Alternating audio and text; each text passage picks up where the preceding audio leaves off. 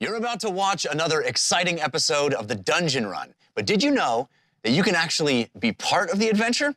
Tune in live on Wednesday nights at 6 p.m. Pacific time, and you can make your voice heard and help determine the fate of our adventurers. Hope to see you there.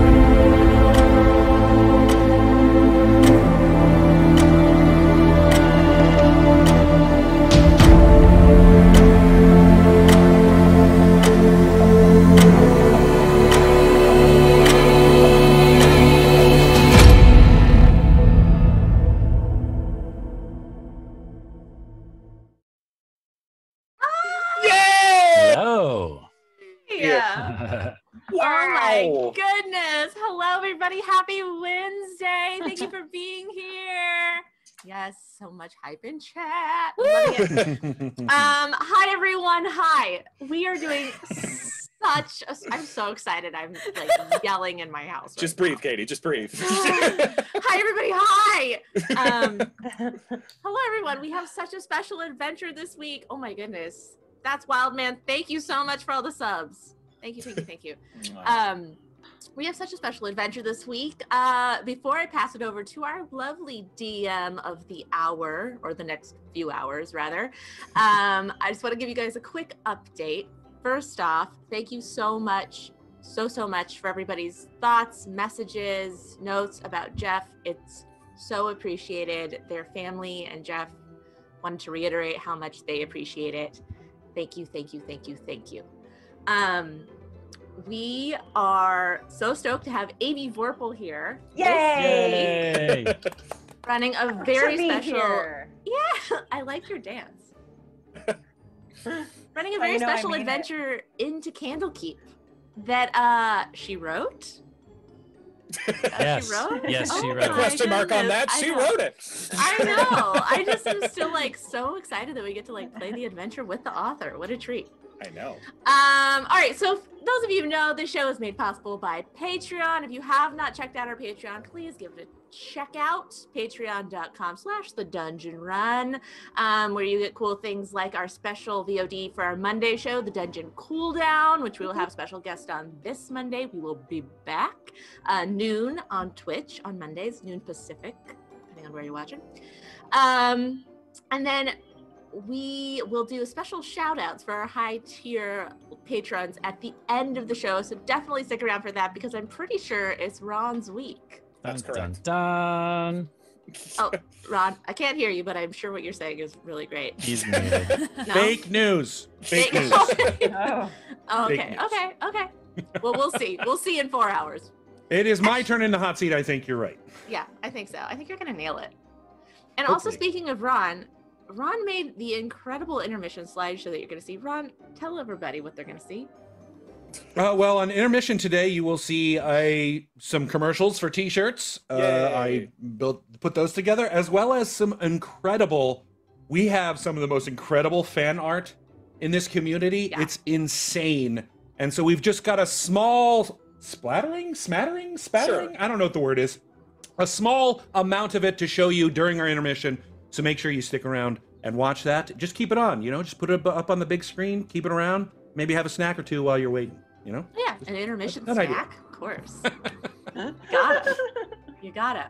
But I think that's all of our housekeeping stuff. And now, Amy. Wait, aren't you gonna introduce Satine. We have to talk about Satine. I figured We also have an incredible guest. We are going to do cast introductions, and I thought it was part of that, which is my bad. But honestly, Satine deserves 2 introductions. Oh, you guys. Satine, thank you so much for being She really here. does. We're so thrilled. You look amazing. I'm so happy to play with you guys. I'm ready. You see it? I've got my dice. I'm ready to go. I got my crown, ears on. Crown, dice, Crushing ears. Check. Awesome. Well, then it looks like we're ready to go. Everyone, thanks for having me back on the dungeon run. Last time I realized I was replaying the song that I wrote ages ago, and I thought I was about to write like my post. I wrote this a year ago, and then I did the math. It was like, what? It's a year and a half ago. Almost, yeah. Yeah. Boy, did we all enter a void in the last year. Yeah. Time flies when you're not going anywhere. That was also widely considered the most awkward episode of our show ever, which is not your fault. It was totally our fault. I loved being a part of that. Yeah, it was so. That's exactly what story is. Like that's what makes D&D really fun. It's like, okay, we're gonna have this big grandiose plan, and it's gonna work great. And here are all the strategies laid out. Fart. That's correct. Go back and watch that if y'all are interested. It's Stranger's Fate episode 30. Stranger's Fate. But today we're not going to deal with Ein at all. We're doing we're here in Faerun, you know, that normal Forgotten Realms continent. That old chestnut, and we're at the Candlekeep. So first thing I want to say is what an honor it was to be chosen to write an adventure for actual Dungeons and Dragons. I've got the book right here. I feel like such a pretty princess as a published author. I feel like a nerd queen, and this is going to be my first time running this adventure that I wrote. I didn't even run it in play testing. That was not part of the order. Someone else, other playtesters ran it. So this is my first time running it. Wow. And I know. So I have a couple of things to say about that. One, if you're watching this is not the correct way to run this game.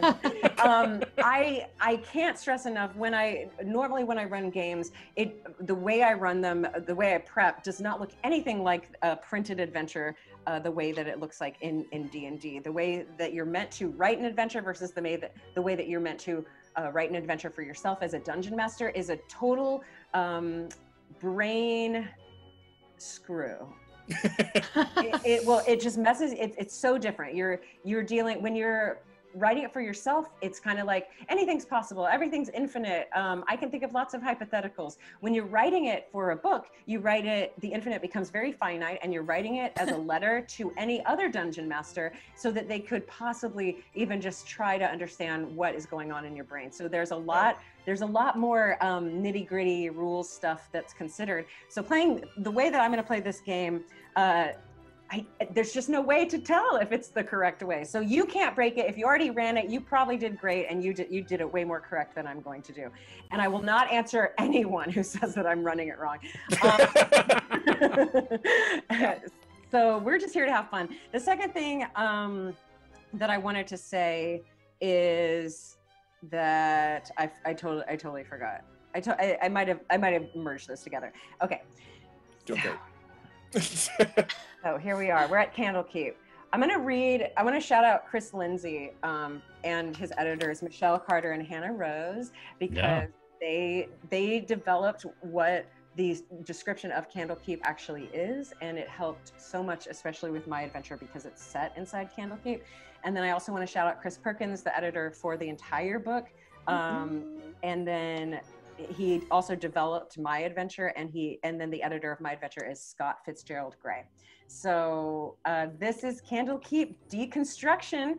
Everywhere you hear a K sound, it's a K. There is a reason for that, and it is shallow. It is definitely an expendable reason that I just found very funny. So in Candlekeep, what you see in Faerun, this is a location that has been around for a very long time in Dungeons and Dragons lore. And it is a huge library. It stands atop a rocky crag overlooking the Sea of Swords. It is a massive citadel that has endured the elements for centuries and defied the degradations of time. It's visible for miles around, and it has an eye-catching silhouette, a high wall interspersed with myriad towers. The wall encloses a large space from which more towers arise. Those who behold the edifice say it looks like nothing so much as a cake decorated with an overabundance of candles. This is a magical place. Picture Hogwarts on speed. There's just towers upon towers upon towers. And there is a map in the book, and Sean, if you could show that on the screen of what the whole geography of that you might experience there. To get in, you can see on the eastern front, there are the entrance gates, and the way that you get in, that any person gets into Candlekeep, is by submitting or presenting a work of writing that is not already collected therein.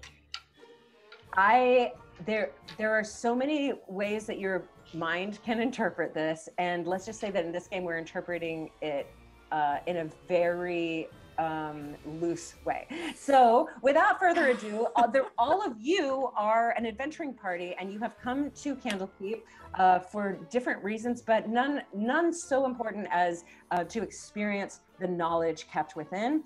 And I just wanted to hear what your characters' descriptions are, what we can picture that we see as your character, and also what you submitted in order to gain entrance to this massive library. All right. Yeah, who wants to go first? Ron, you want to take it? Oh, sure, I'll go first. Hello. My name is Decormus Ego. I am a famous anthropologist, and I have traveled the plains. I find myself here at the Candlekeep to discover and meditate upon the meaning of the words knowledge and nature and the very meanings of the life. I have introduced my newest volume, a 6-part series in my Anthro-Magical series, this one called The Way of the Fae. A tale of amended loss and love. Oh! I love it! Callback. Ego is a gnome.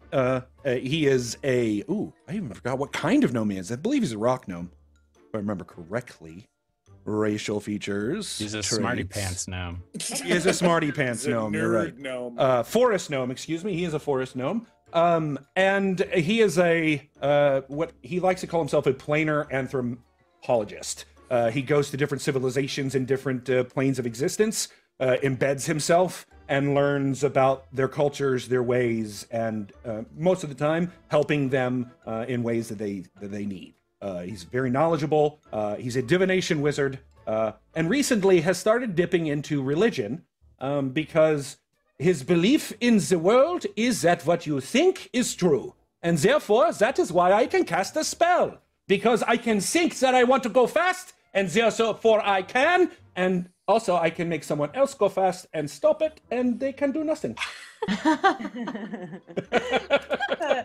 So that is Decormus Ego. Oh, I love that. And I think it's safe to say that Decormus Ego is no stranger to Candlekeep, and actually has probably submitted multiple works to the library in order to gain entrance and read about new knowledge. Who's next? Satine. Satine? So are we just moving around the? Do we want to move around the screen? Yeah. Well, I don't have this. That's reasonable. Oh, okay. I'll go. I'm not nervous. Why would I be? Hello, I'm Vlania.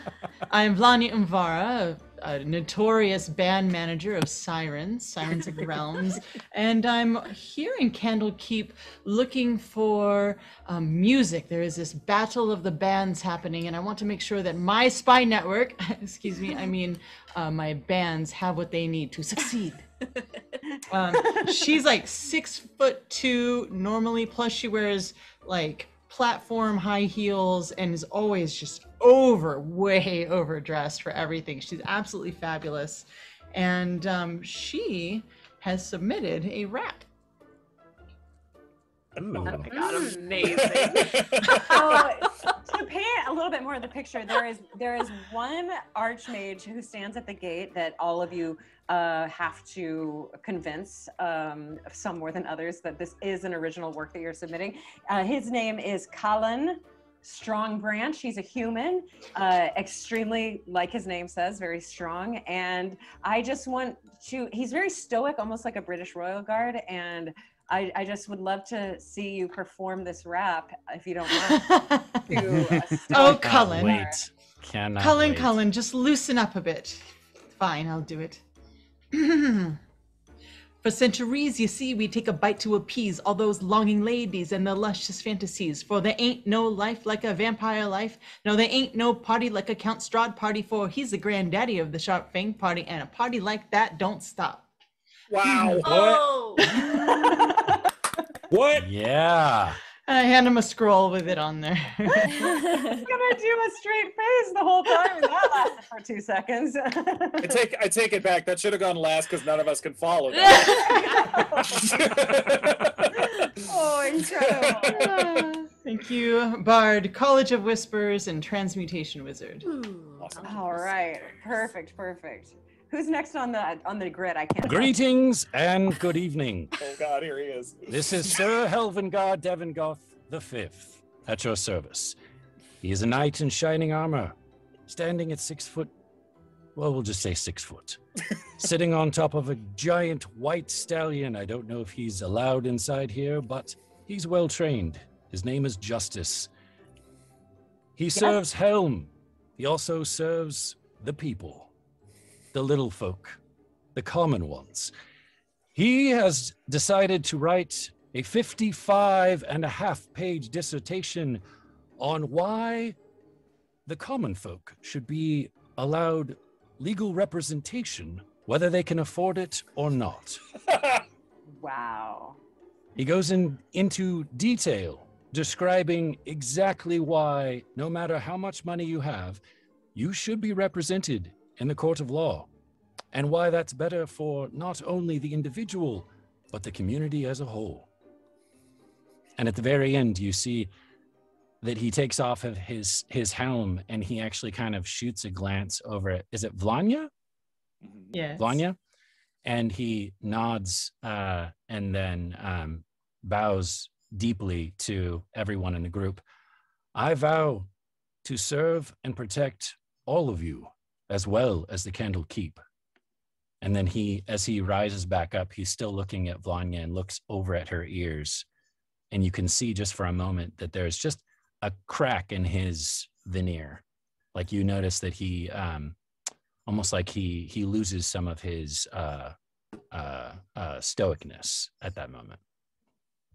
Well met indeed. Ooh. I don't know if any of you know this, but he is so dreamy. You hear Cullen go, yes, I noticed that. Who's next? Yes, we all did. Hanging in the back, there is a tall, lithe tiefling with short black hair and his red skin the color of the finest Beaujolais. He has antelope horns that curve straight up from his head, and his arms are wreathed in flaming, smoky tattoos that seem to drift and move slowly across his flesh like clouds through the sky. Carries a rapier and numerous daggers at his side, as well as a jagged shard of jet black obsidian around his neck. His name is Each. Just Each. Each? That is correct, Each. You know, I don't think smoking is allowed inside of the library. Oh, we'll see about that. And he pulls another handmade cigarette out from a small pouch at his belt, and with a brief flick of thaumaturgy, lights the cigarette and takes another drag. There are actually 5 other avowed at the gates who are kind of without an actual table.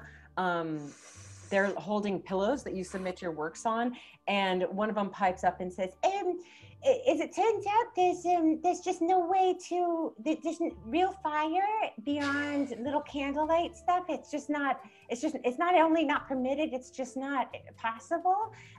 Magical fire is different, but yeah, if it catches on fire, it'll just be it'll be a bummer for you if you go in and your cigarette just kind of peters out. So I just wanted to give you a heads up.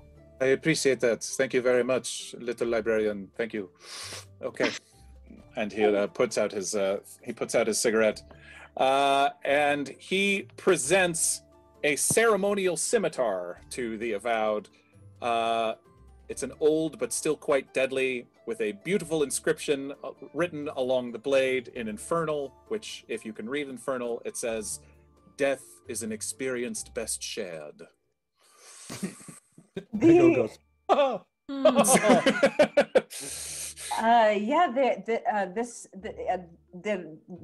avowed you were speaking to takes the sword on their pillow, and they look at it and go, and they touch it. You assume they're casting some sort of spell on it, and their eyes go wide, and they pick it up and look at it and go, "Whoa, this thing's legit!" and they pass it off. What? But of course it is. They pass this off to a little, I don't want to say a little, smaller runner, like a younger person, and dressed still in the Candlekeep garb. And the runner runs inside, and be careful with that garçon. Disappears. What are you doing? I didn't think things could get awkward this quickly. Colin? It's Colin? Yeah, Cullen. Cullen just feels a little hand on his kneecap.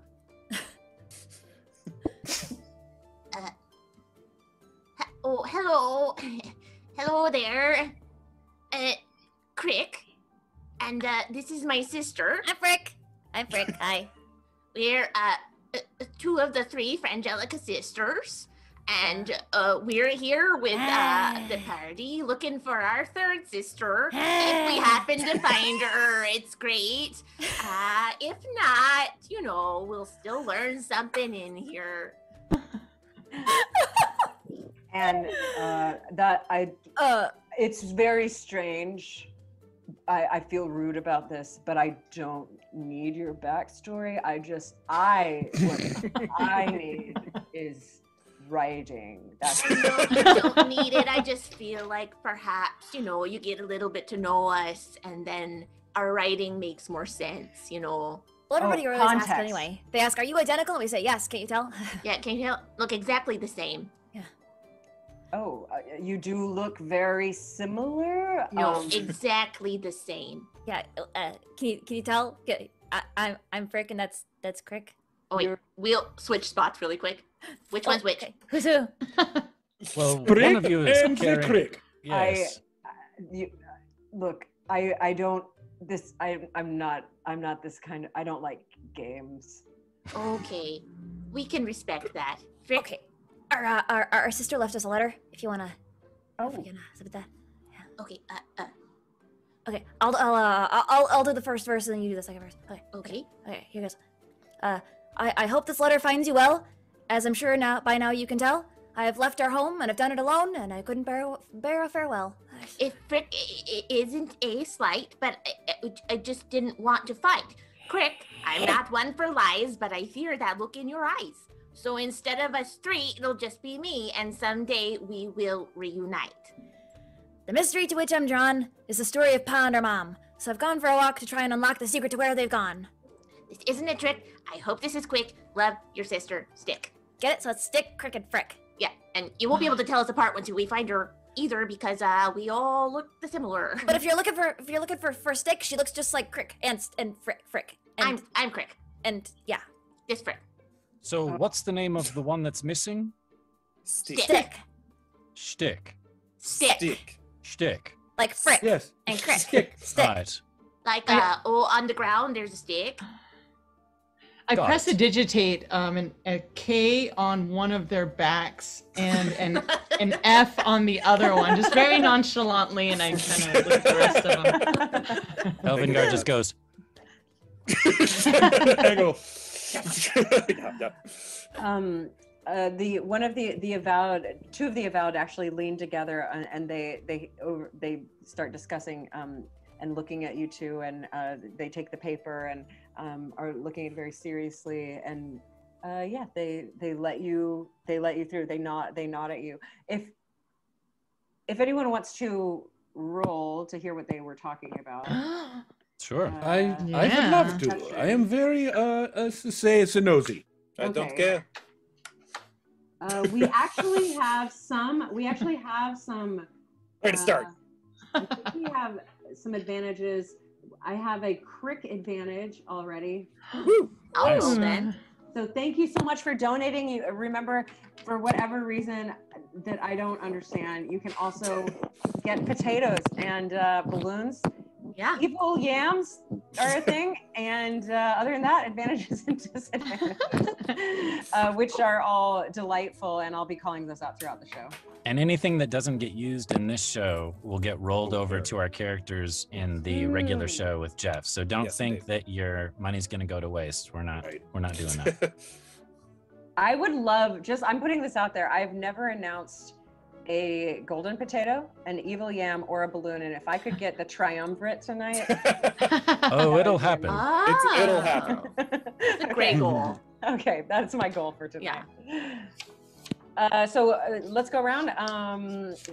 I've got, this is going to be my list, is the way you guys introduce yourself, just because I can't see but it'll be Egg, Vanya, Helvengard, Itch, Crick, Frick. Oh shoot, I wrote down that is not a person, a player. So that'll be the order. If you can tell me what you got on your perception roll. Sure. Egg. Egg got a 8 + 6, which is 14.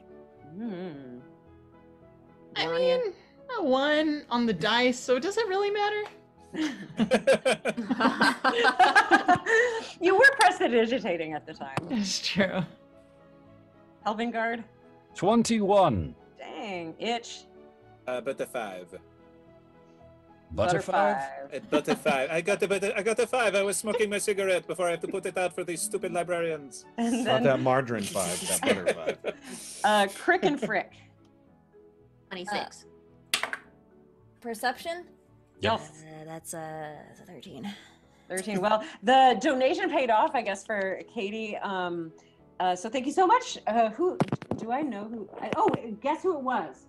I didn't know that. It was Lily Dumblestuck fan. Yay! How Dumblestuck appropriate. fan, Oh, thank you. really Dumblestuck, man. So yeah, Blania, you're prestidigitating, and Itch and Frick, Itch, you're putting out your cigarette, and then Frick, you're kind of just a little bit obsessed with Cullen Strongbranch, but Crick, or I'm gonna mess this up, but I think it's Crick, and I think it's it's the other way We'll around. both answer. Frick, Yeah, it's Frick is in like, oh no, she's running towards me with a weapon. Frick. Got And it. I'm a druid, so I'm like a slow crick. Oh, Crick. Okay, I'm just gonna Crick. In my head is Katie, but It is. Ick. We'll both answer. yes, Hell and Crick, you were able to hear what the Avowed are talking about, and they're basically whispering things. You catch words like basic, a little normal, but the rhyme scheme is good. It pans out. They could see the Keeper of Tomes being interested in perhaps making it a children's rhyme, publishing it with the children's section, minus the dark tone of it and how scared everybody is. But that's kind of the gist. They're subsequently unimpressed and a little bit impressed. Elvengard just says out loud, you know, it's interesting that most nursery rhymes actually have a moral to them. So perhaps you could use it that way. Yes, it seems that's quite right. So in this one, I guess the overall theme, maybe there is a deeper meaning. Maybe it is fear of not just your family and your sisters who look like you, but fear of yourself and looking in the mirror, and fear of the grimaces that you might make. Yes, I could see that. And therein lies the moral. Do not be afraid of that which you are. Right. Exactly. Oh, I just needed to think a little bit more. So without further ado, they do lead you into the keep. Let's pull that map back up for what you guys see there, because I want to. You've stayed in there when we begin our adventure. You've stayed there for a week already. And so you know your way around at least the Circle of Air, which is the giant courtyard that everyone is allowed to kind of hang out in. There are restricted areas, and pretty much no one gets past there. There in this book, there are very many allusions and just kind of take it for granted flavor text. It's like, you're not getting in there. It is off limits. But in the Court of Air, actually, justice is allowed. You see, there are some stables, a smithy for horseshoes and armor should you need it. There's outfitters and clothiers in the Northwest, bath and steam house, house of rest, nice. The hearth for all kinds of gatherings. And then there's the House of the Binder, which is where you can actually purchase copies of what you find within the Candlekeep, at least on some level. It does get a little bit pricey, but you are able to purchase that. And you are all staying in the House of Rest, which fits about 50 people comfortably. So you think of it like a small motel, but then there are a bunch of fun little extra dimensions that people are able to cast that open up more portals that lead to extra planar rooms. So there are a lot more people there than just 50. Wow. So it's sort of like a spa, but a spa where you go to other worlds when you step inside the room. Yeah, basically, a very small amount, a very small square foot area of other worlds, but yes, you can experience other worlds. It's just within the confines of those 4 walls that they've created for you. I look over at Ego. We could always go back to the Feywild. I have been there many times, friend, but yes, we could. Amazing. So the other things you do know about the Candlekeep, which they made very clear to you before entrance, which are the rules of accordance, which is no fighting, no stealing, no copying, no damaging, marking, or otherwise modifying the work. Frick. Fighting? No fighting. The gods, the deities that are worshipped here are Denir, the god of writing, Gond, the god of craft, and Milil, the god of poetry and song. Oh, very nice. And there are many, many wards on the Candlekeep. So there's just a magical restriction for entry, which it's one of those things in the book that's just like, nope. Think of it like Hogwarts. You can't like teleport inside. Anything that's magical, you will be left, you could teleport near it. It'll just leave you about 50 feet on the outside of the actual library. And you know that you're not able to pass above the Candlekeep. So, as we're being shown to the House of Rest, I mean, Itch will be a little anxious, a little just sort of like, so where can we go besides this House of Rest and the bath? That sounds nice, the bar, but what about the library? What are we here for? Come on. Yeah, okay, yeah. So since you've been here a week, you've been able to find a guide for you that will allow you to explore, as long as you are accompanied by that guide. There hasn't.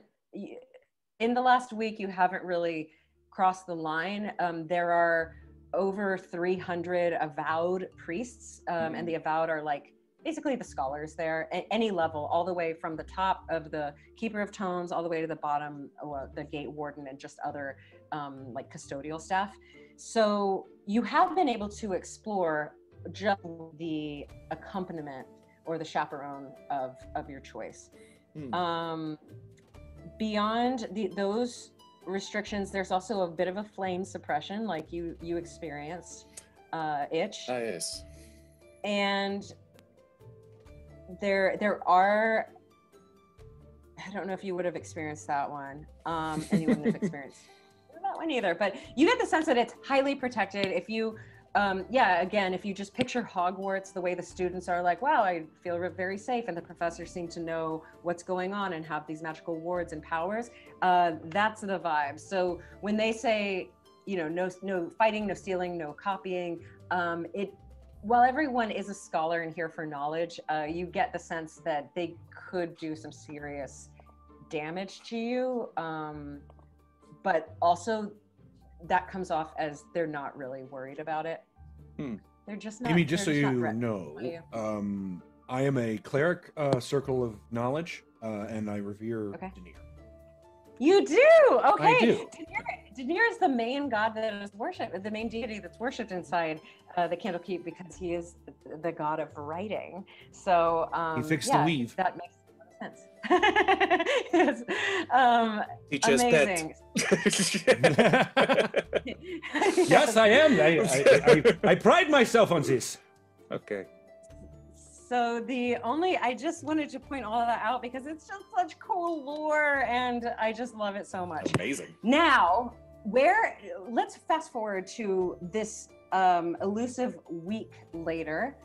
You've been exploring, I imagine the goblins have been searching the library themselves, the library itself for their sister, but have come up empty. The rest of you, you find yourselves in the hearth. So you are now probably sitting in like a comfy area of plush cushioned seats all together, almost like a reading room.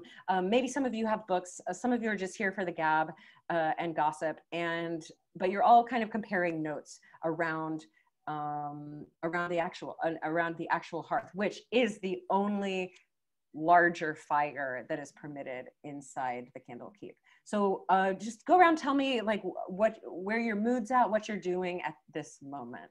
If it's okay, I feel like I would be by the hearth and I've got just a goblet of something, and I'm in like a heated discussion with Sir Havengard and each, and I'm like, you see, and that's why I believe that Little Miss Muffet is actually it's a whole children's fear tactic about Loth.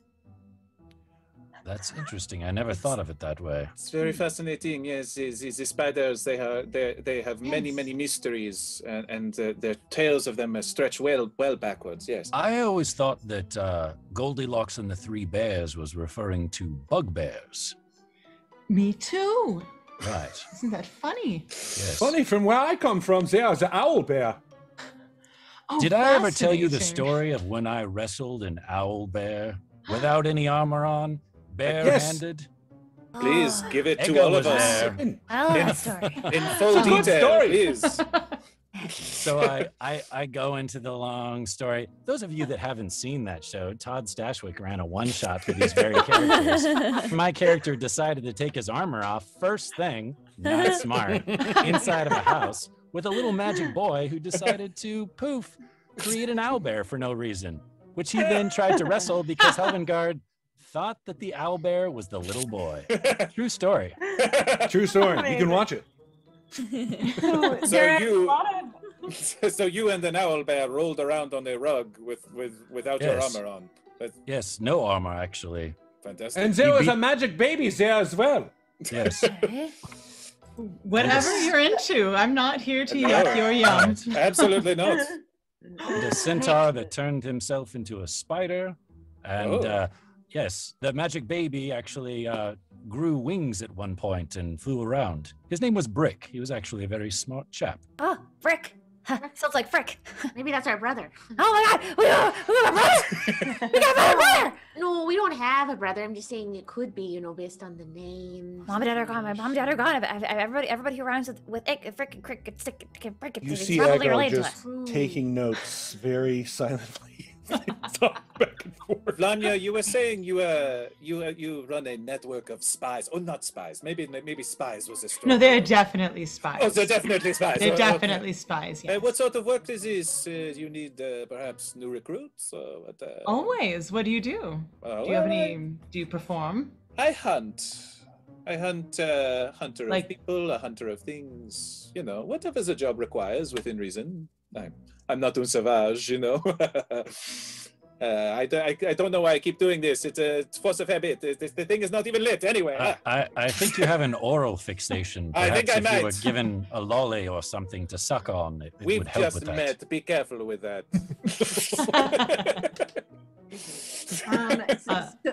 Go ahead, Vanya. So yes, absolutely. I would love for you to join our network. Fantastic. And I just grin and drink. There's a tiny halfling that comes around, and you can see that the halfling overheard a bit of your conversation, and he goes, hey mister, it looks like you want a jewel? It's something, it's kind of gives you the smoking sensation, but it's not Yes, all. I very much would. What is this? A jewel? Like a gemstone? Yes, like a gemstone, but you put it up to your lips, and it's thin. Is it spelled with 2 U's? Is that correct? It is. It's JUWUUUL. I didn't know that the tieflings could hear the different phrases that way. Yes, That's it is. impressive. Yes. It's technically it's UWUUUL. Amazing. Yes, thank you. Thank you, small Dude. child. This is a little inappropriate for a small child to be selling such technology, but I appreciate it. Thank you.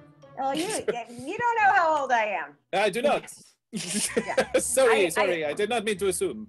Just because people are small doesn't mean they're young. Ha! You're right. Yeah, very sorry. Couldn't have said it better myself.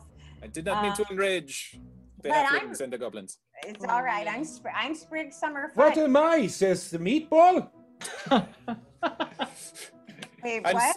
You were saying Please, Sprig? please don't mind them. Go ahead and say what you're going to say. Apologies. Well, I know I'm Sprig Summerfoot, and anything you could possibly want, I'm here for you. We have all the amenities provided, and this is your home for now until you leave. So, beyond jewels, I also have toothbrushes and tweezers, things like that.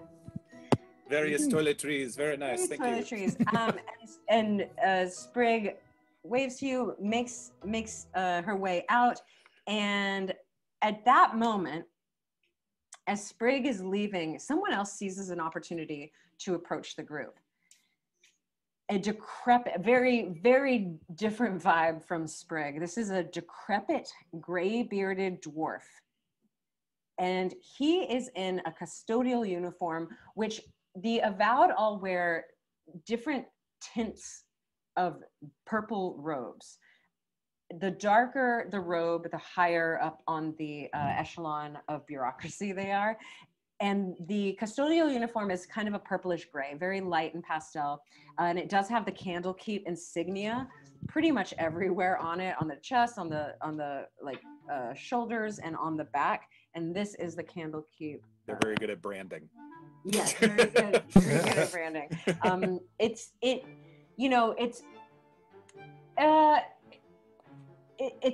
just a little odd. It strikes you as a little odd that, of course they're in the Candlekeep, but the custodial uniforms are a little, this person's at least, and as you've been seeing different custodial staff around the Candlekeep, you have noticed they're just not as kept up as the other robes around here. This one in particular is a little scuffed and dirty. It definitely has been through a day, if not a week's worth of work. And it's also a little odd that you do notice that the insignias, the Candlekeep insignias, the little, it almost looks like a human holding a bunch of books, the stick figure version of that. Wherever there are the insignias, it looks marked up even more. So this gray-bearded dwarf is carrying a heavy square tome bound in black leather. It is square on all sides, and it is heavy. It looks heavy. It looks like the version of 4 of your old textbooks from high school, physics and AP bio and that kind of stuff. But it's all one tome. He's old and it does not look easy, but he is stumbling towards you with his eyes just blazing wide open. He's wheezing, he's squinting, he's breathing very, very hard, and he can't get it out. But he do you need clenches. some help, old man? Come. Are you all right? Yes, help him out. Help him with I'll his walk book. over and put my hand on him And as you do, try to heal him. Oh, you're healing him? Okay. I was gonna lay on hands for a couple points just to see if that'll rejuvenate him in some way. Absolutely, yeah. So how many hit points do you restore? I mean, how bad does he look? He Like an old decrepit dwarf, right? like an old decrepit dwarf. I mean, his skin is, yeah, you would expect with all of this effort, it would be blazoning red. You've seen dwarfs before, but it is a pale grayish and maybe a little pink, you know, like he is on his last legs. I know dwarves as being pretty stout, healthy folk. So if he's feeling that bad, I'll drop 10 hit points into him. Okay. So you Easy, my brother. Oh, and in relief, he sinks to his knees, and he just drops the book, and he's gaining his breath back, and he points.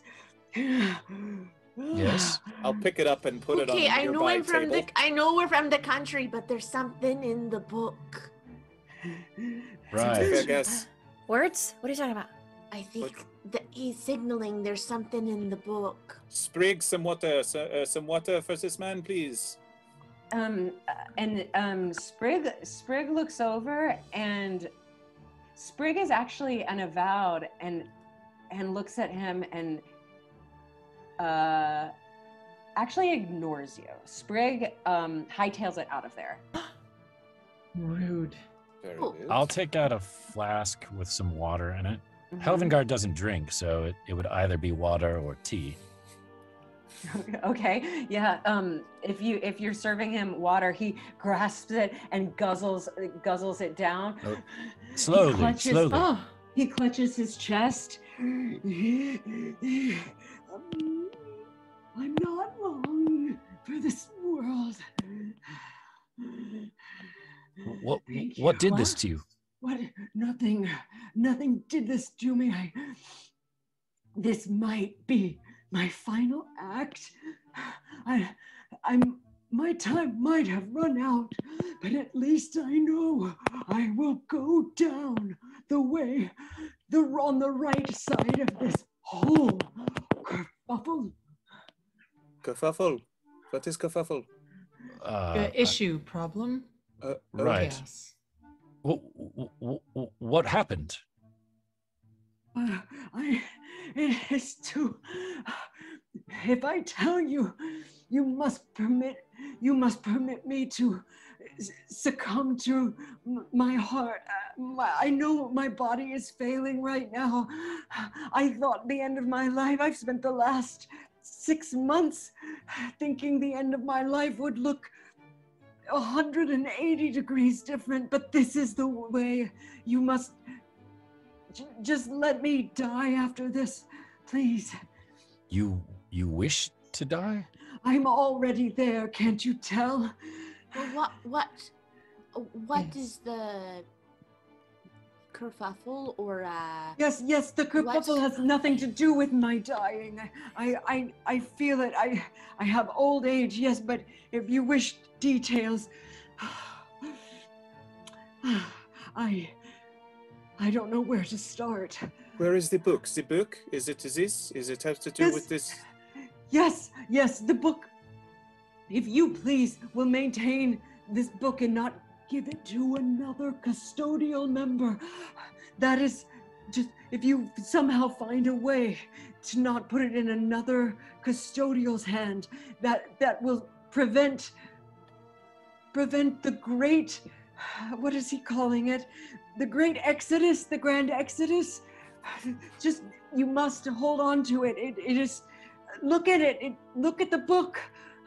Is it? oh, it's I'll- beautiful. I really like it. I'll lean down and investigate it and try to make You're as muted, best Ron. what I can. I I'm know gonna- you're trying to say something. I'm gonna cast Ron. detect magic. Yes, absolutely. Okay, so this is it is Very pretty. Candlekeep Dekonstruction, and there's just one name under it, Isajar. Sajara.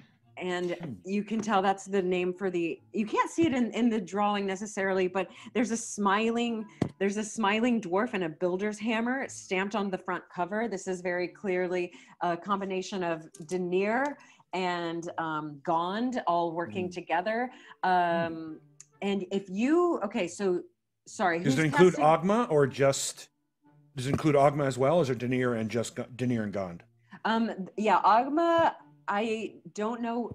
I don't know that. Ogma is the greater god of knowledge. I just wondered if it was god of all knowledge. of the gods of knowledges or just those two specifically. It's just those two. There is a third deity that the Candlekeep worships, and that is Milil, and that is she's the god of poetry and song. But no, it's pretty Denier. representative of Denier and Gond. Denier and Gond. And Ron, you are casting Detect Magic? Yes. On this book itself, there is no magic coming. This is a solid. I'm more interested in him. Textbook. Oh, in him. Mm-hmm. Ooh, that is a really good question. Like, does he have a spell cast on him? Right. Is he under the effects of a spell at all? He's talking strange to me, and it feels almost like a Gaius or some spell that might have sent him to go do this, and I want to see if he's. I'm going to check him magically first, and then do an insight check on him. Okay, you do not detect magic on him at all. That being said, I'm looking at the range. 30 feet. 30 feet of you. Yeah, there is something magical in the area, and it's tiny. It's very, very small. But it comes from the direction that he was coming from. So it's like he maybe dropped something, or maybe someone else dropped it. But it's about 30 feet behind him. If you cast insight on him, please roll an insight check. And I'll join him in that. Yeah, same.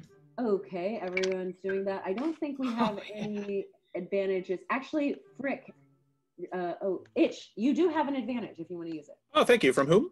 This is from the Carson. Thank you, the Carson.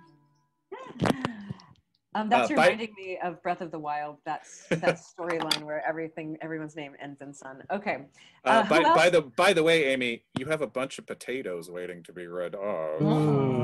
People have heard your wish and answered. Okay, so this is a little bit new. I have Discord open, but I'm muted, and Steven did whisper potato in my ear, and he did a great job. That is what we discussed, but I was like, this is so weird to have like a man whisper. Potato. Yeah. Potato. He did great. Strangest fantasy you never knew you had. Yeah. I know. Yeah. It's like you got IRL message sent to you. Yes. That's what happened. You know. So to be Someone fair, cast sending. Yeah. Stephen did a very good job, and I didn't have the wherewithal to know what to do with that. So let's read out some potatoes. We have golden potatoes and we have evil yams. Oh my goodness. So BKE Figgins 2008, David Gen Pro 1. Obviously a robot, I think, from the first generation. Bacon Chef Tommy, BKE Figgins 2008 again. Wow. This person cannot be stopped. Oh man, hot potato. Okay. Evil Yams, we have 3. Grim Faded _ Of Great. course. Forget the underscore. Doug in Texas, are you my dad?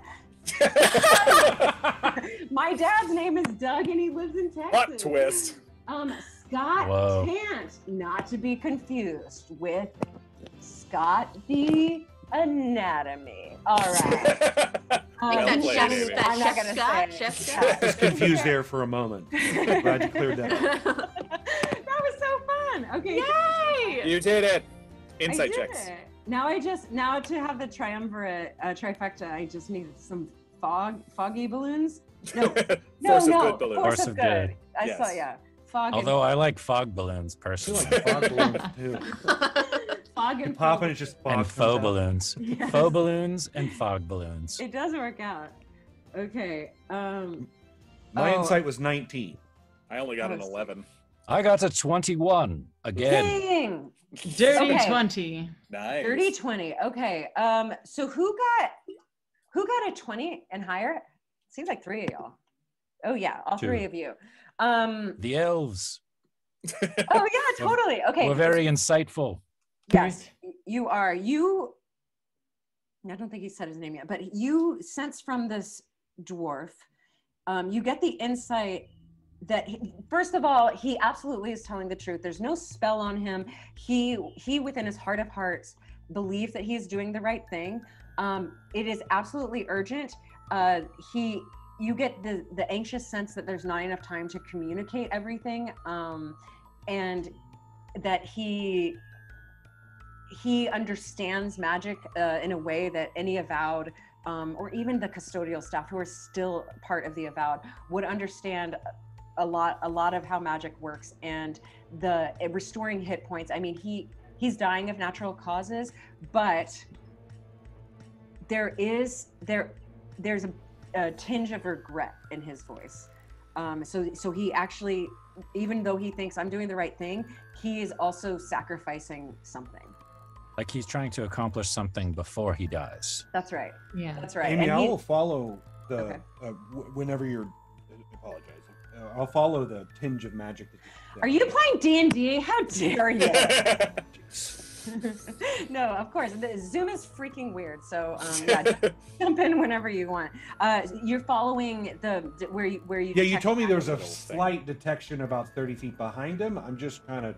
I want Yes. to go towards that just to extend the range on the detect magic. Just to get a Okay, feel yeah. for If it. you are actually focusing on that, you come across fairly easily, something shiny, and you bend down and you pick it up, and it is just a nut, like a magical nut, like a widget or a tool, like bolts and nuts. like a bolt, like like a- a nut from a notebook. like an almond Yeah, or a perfect. Brazil nut, but like No, not like that. Not like that. Not like a macadamia nut. No. Pine nut. Stop nut. naming nuts. Stop X nut. naming nuts. It's a best in show reference for you friends out there. Yes. So no, like one of those, yeah, like bolts and nuts and screws and like a nut. You know what a nut is, right? Machinery. Hex Yes. nut. Machinery. Yes, Yeah. yes. And it is of a metal. It seems to be brass. But there is a magical aura coming from it. That What is the school? Concentrate. okay, the school. Good call. Let's see. That.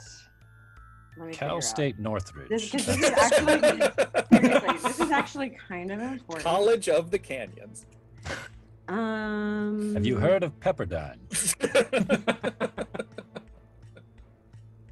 Okay. School of the Americas. Oh, throw that away. Ooh, our apologies to anyone who went to School of the Americas.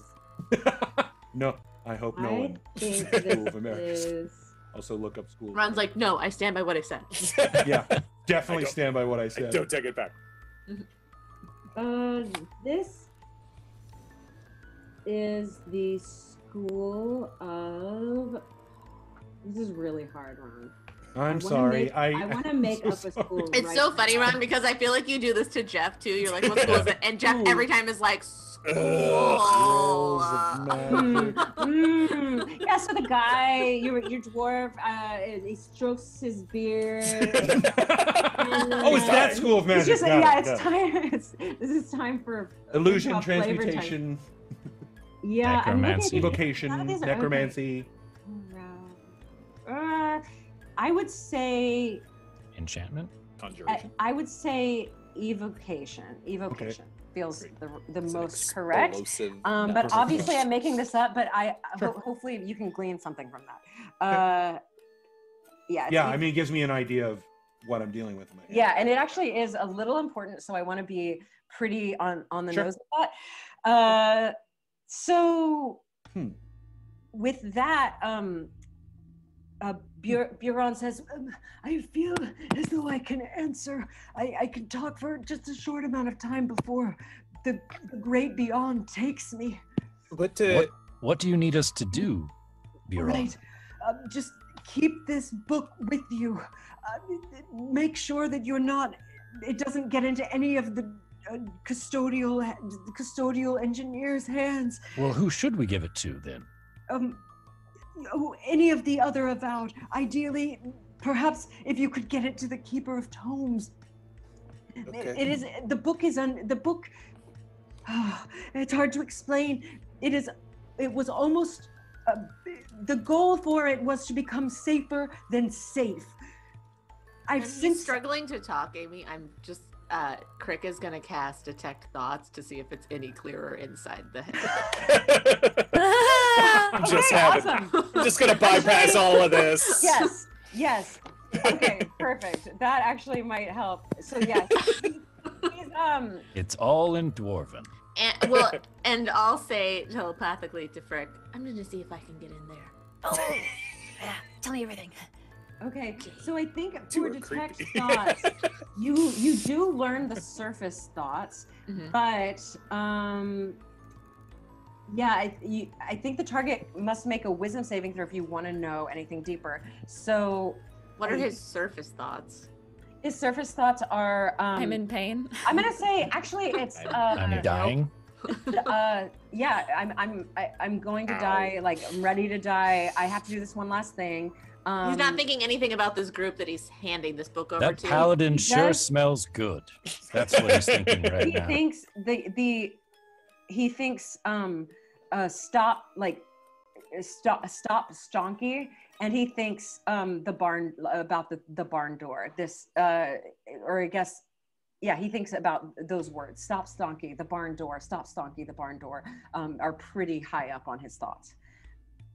You were saying get this book to the Keeper of the Tomes. Yes, that would be ideal. Anyone with a name like mine. I am Buron. I've returned to the name Buron Sternmetal, but not a name like that. Anyone with the name like Rooster Muffin cannot be trusted. I have a very important question. Who do you work for? Well, I work for the Candlekeep, but in the past I served Stonky. Read the book. Yes. No, it's fine. I just want to go back. I want to make sure we need to pay attention. Hey, Rooster Muffin was the two words that you said? Okay. I'm so sorry. Buron, I'm so sorry. The Rooster Muffin dying. is to be avoided. Yes. Okay. Yes, that was that. Yes. Yes. They are not to be trusted. No, I'm about to die. I'm just gonna cradle him I'm and gonna let him dive go. deeper into those thoughts. Okay, so you Careful, staring into the void, it may stare back at you. That was the day Crick was never the same. I die immediately in our you dive. Yay! Okay, you dive a little deeper, and on his deathbed thought, you actually can, and he's only thinking of one thing, and it is of a person, definitely a humanoid, but this could be the face is muddled, but the name is clear. Dog Nuts. Dog nuts? Look how proud of myself I am. Amazing. Dog Nuts is his last dying thought before he poofs out of existence. I'll telepathically just say that to Frick with no explanation. Dog Nuts. What? And I didn't ask about your druid books. I asked what he was thinking. Because of your surface level thoughts were going on heat as well, you got a very strong fondness as well. So this was like a positive person as his dying person. Amy, yes. I'm gonna crack open that book and start trying to figure out what this clearly crazy man who just died in front of us is talking about. Yeah, you and Itch, I think we're poring over it. Yeah. So at the top, it just says Candlekeep Dekonstruction without too much, you just open it up and start paging through the pages, and you can already tell that Isajar wrote a book and published a book that is merely the diagrams, descriptions, and architecture of almost every location in Candlekeep. So this book is, I mean, it includes some of the magical wards, some of the magic, definitely some pocket dimensions that exist within the library, but mainly because of the dwarf and the hammer on the front. It's kind of the history and the architecture of what they imagined Candlekeep to look like, and what got, what the renderings were and what the actual construction looked like. But it goes deeper, and it's incredibly detailed. Itch takes a long, thoughtful drag off of his jewel, and these custodial engineers he spoke of that must be avoided. Have we seen them around? Are we able to differentiate between who is a normal avowed, who is the Well, yes, engineers? they wear the lighter colored robes. Lighter The robes, darker good. robes are for the more advanced sages. Helvengard And you is said the- laying him down and performing a last rites ceremony over the top of him. And you said the book is not magical? The book itself, Is there any like draconic writing inside at all? It's crazily enough like this. Yes, your suspicions are dead on. This is odd that anyone should have access to this. No, but it is all in common. It is very accessible, intuitive. Anything anyone could want to know is there. But yes, you get this sneaking sense, and you are correct, that this should not be out in the open, and certainly not in the circle of air, and definitely like the way that you're thinking of it, this should be behind like 5 million wards, tower somewhere else. And the fact that he just said, don't tell anybody, is a red flag across the board. So that's kind of where I'm like, well, what's in the, he doesn't want the book to get out. What is the purpose of this book? Like, what is the, and you're saying like literally it just it diagrams everything. Yeah, specifically he said, get it to the keeper. The keeper of tomes is kind of the president of the Candlekeep. And there's a bureaucracy, I have it written, it's keeper of tomes, and then the keeper of tomes has a council of 8 great readers. There's a first reader who is separate and in between those, kind of like a vice president. Then there are master readers who are basically the teachers, and then there are some chanters that are totally separate, a little bit more of the kind of religious divination of thing. Don't worry about it. And then the rest are just avowed students studying and ideally hoping to climb the ladder. But he specifically said ideally it gets to the keeper of tomes, and it doesn't come into the hands of any of the custodial staff. Oh, Satine, you're not coming. I through. want. Sorry, I can't want, hear you. Oh, Satine? Itch and Ego, will you Hang on. roll an just a straight up intelligence or knowledge history, knowledge arcana, or I guess, or even knowledge religion, whichever one of those you want, but quickly roll through for that while you're examining the book. Do I have advantage or not? Ooh, good question. Let's see. We have, oh my gosh, I have a bunch of advantages. Ooh. But no, you don't. Okay. Crick is sitting on one from Chef Scott 68, and Amy's getting the dungeon run welcome. oh yeah. I rolled an and 18, so that would be a 30 religion. Jeez. Wow. Yeah. Okay. All right. Wow. Level 9 players. What? Knowledge cleric. Okay. And then what about Itch? What did you get? Oh, I'm sorry. Of religion? Religion, history, or Invest- religion? Okay, as I say, investigation Arcana, would I be think better, you said. but nope, I got none of that. So just a 9.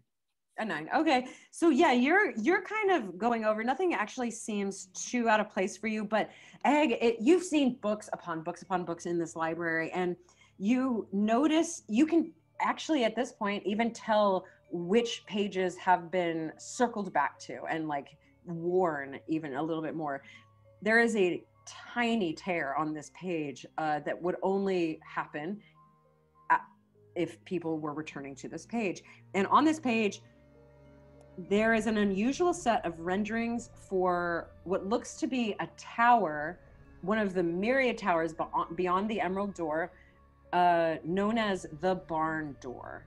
And the tower itself is named the Barn Door. How it got that name is not explained, but on the facing page, so there are diagrams, but on the facing page, there's a detailed drawing of the tower's lowest level, which is kind of like, it's subterranean, and it looks a little bit like a dungeon complex. There seems to be some drawings that do seem mechanical in nature, and you got a 31. So you figured out that the way that the mechanics are structured, that these machines that seem to somehow, they're subterranean, but they're attached to the tower. It's very magical and weird. But you do the math and the physics and all of that, and it seems as though these machines were intended or could possibly launch the entire tower into the sky. Okay. Like a rocket ship? Yes. I mean, Ego says it's a rocket ship? Oh, Wait, yeah! this is a book that says this tower could go into the sky. We can go on a rocket ship? Wait! Are you yelling? Are you yelling? Yeah, oh yeah, Quiet oh down. yeah. Just shush. Crick is yelling it. Yes, the importance of secrets. Remember, the men who just died here on the floor right next to us told us to keep this secret. I am praying rather loudly over his body, if that helps mask any of the shouting. Does it mask any of the shouting? Okay, Ego, I don't get the sense that you were trying to be quiet. No, I was not. Definitely. I was not saying I wasn't. No, I was definitely out loud. Yeah. Okay, so your last rite ceremony, you said it's fairly loud. I mean, were you trying to overpower his yelling? No, I mean, really, it's the intention of that was the realization that it's a rocket ship would be out loud because it's such a thing that is exciting, and then this is a rocket ship, and at that point when people go, oh, that's when I think I go be like, oh. Okay, then I'm gonna just roll for it. I'm just gonna see what happens. You have advantage, But remember. Frick for sure screamed it. Okay, y'all are mass chaos. What the hell? Ooh, so y'all are mass chaos. So let's see what happens. That is a 19 and an 8 on the die. So thank you to me, Bondo. Thank you, Bondo. So good to see you. Bondo's just such a great supporter. So yeah, someone other than Sprig comes in. We're looking at two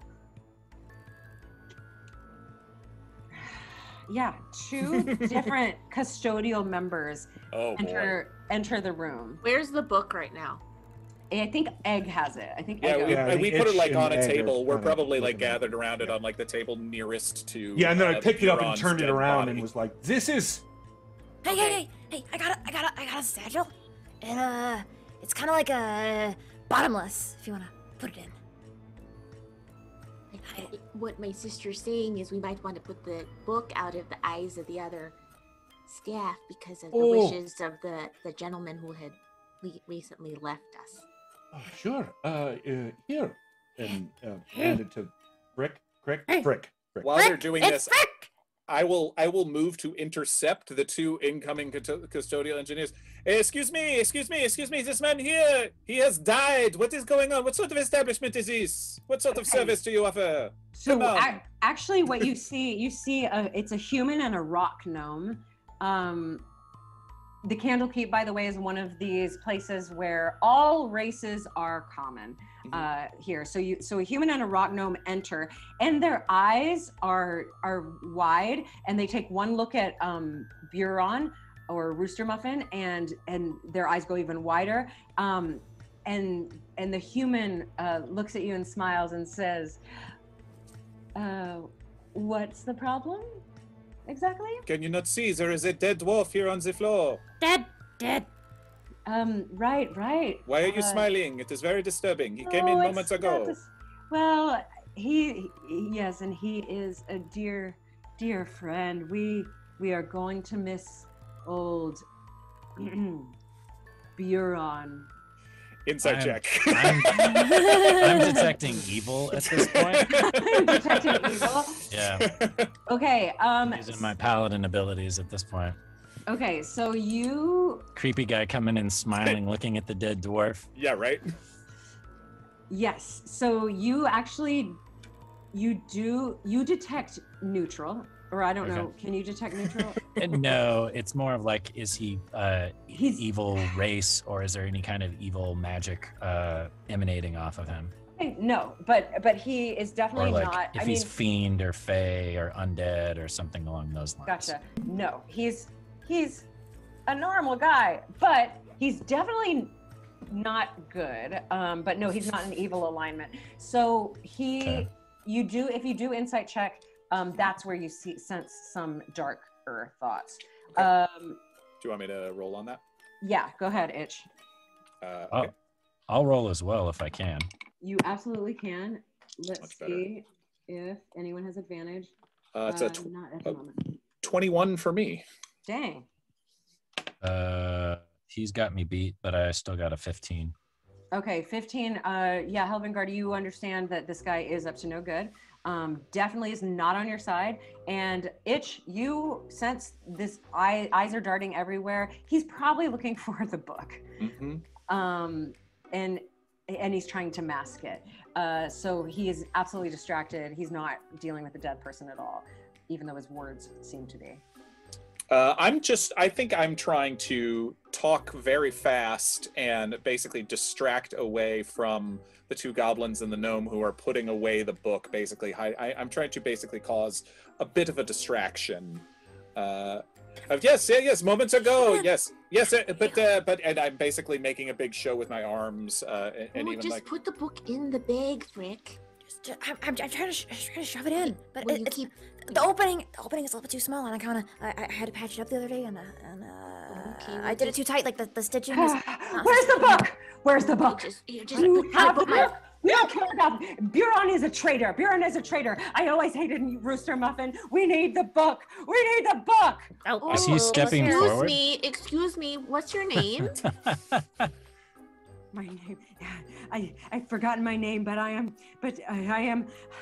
Are you looking? I feel like you're in the right place if you're looking for books. And Candlekeep has lots of books. We don't have any books. That's what we came here for. We can't even read. We're aimed to read because there's so many books, you know. No, there are sacred books that we must. All books are secret if you really think about it, because people put their time into some books need to be protected from the likes of you. And their stories, you know, need to live on, and they live on through books. Okay, so roll.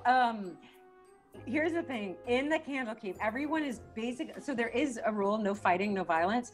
Everyone is trained to have lively discussions and lively discourses, but not necessarily to fight. And you have been made aware of that. That being said, go ahead and roll just a straight up charisma, or sounds like you're persuasion, deceiving him a little bit to distract him in some way, so deception.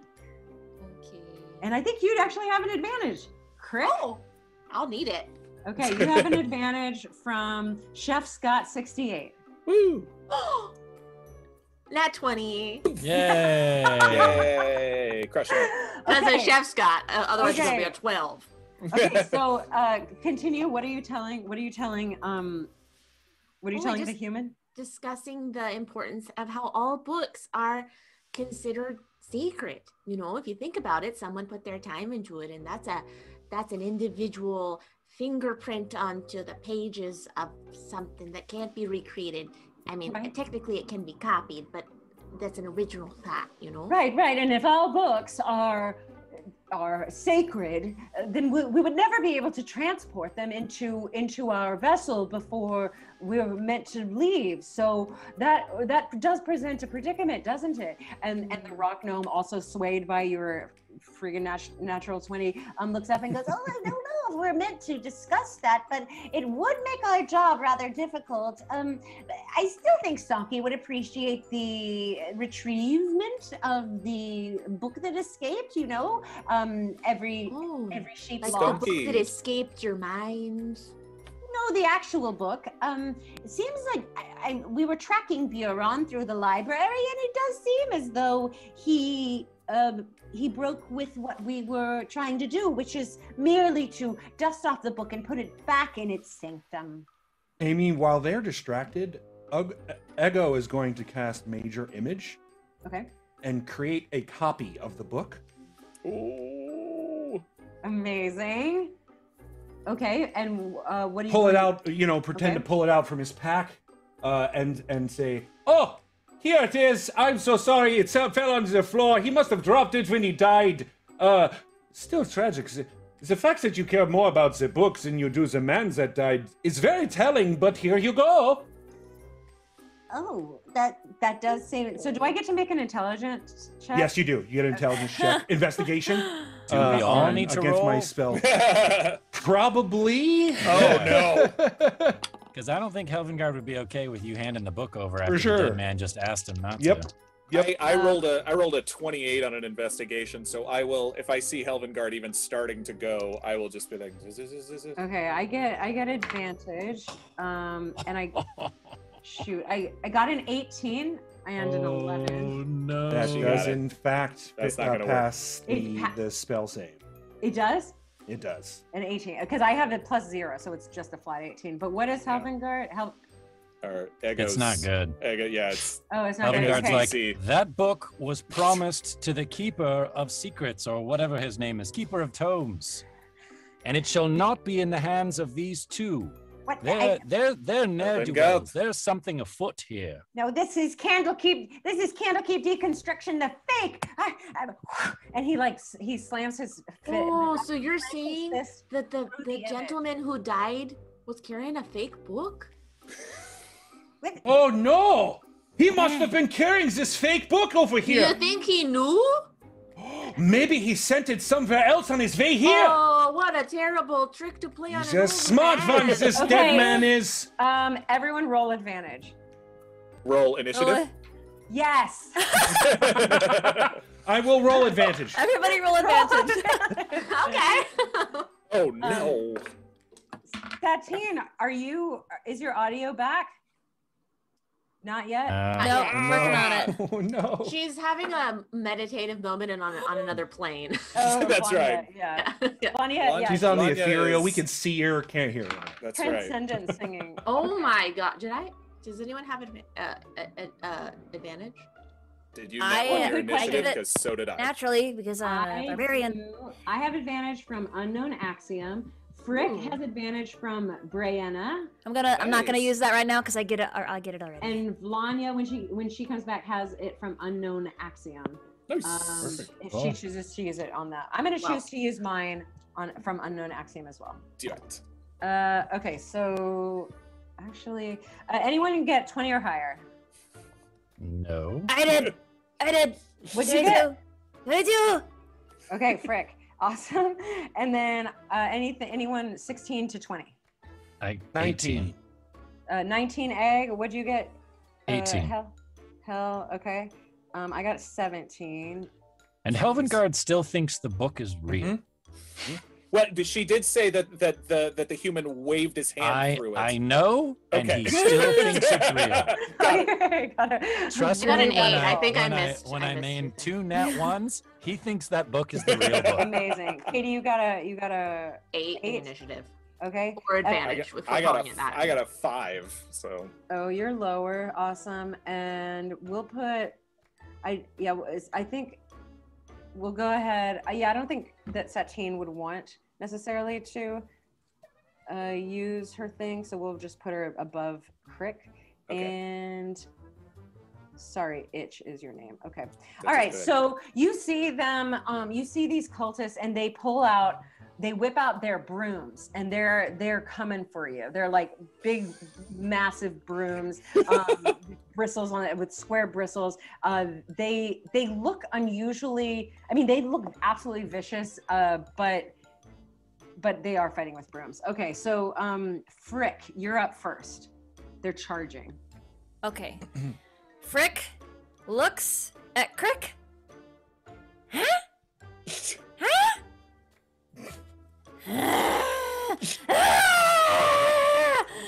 And she runs at them with her her great axe, her blood axe, and will attack twice. Oh my gosh. No. Okay, Did you let's rage see if you hit. or no? I rage. I rage. And what happens when you, doesn't something happen when you rage? Jessica is playing a wild magic barbarian, so Oh, things just got yes! real. Roll on the wild magic table. Okay. Oh my goodness. Right now before I attack? Okay. Yes. You can see Crick when Frick starts to rage, you can see Crick just like say a little prayer. That's fair. That's fair. Okay, I need to roll a d8. That's a 2. I teleport 30 feet to an unoccupied space I can see until my rage ends. I can use this effect again on each of my turns as a bonus action. Wow. Oh my God. Whoa! So she just poofs out from where she was and poofs back right in front of the two bookish broom holders and whacks them with her great axe. Yes, fantastic. Yeah, you could even teleport kind of behind them. Oh, yes, I like By that. surprise. Okay, great. You've got your great axe two-handed. Yeah, so make your attack and let's see if you hit. Okay.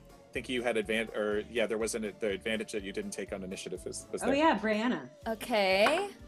Let's see. I don't need it yet on my first attack. That's an 18 plus 7 to hit. That absolutely hits. And I will need it on the advantage on my second roll because that was bad. That's an What was natural 20.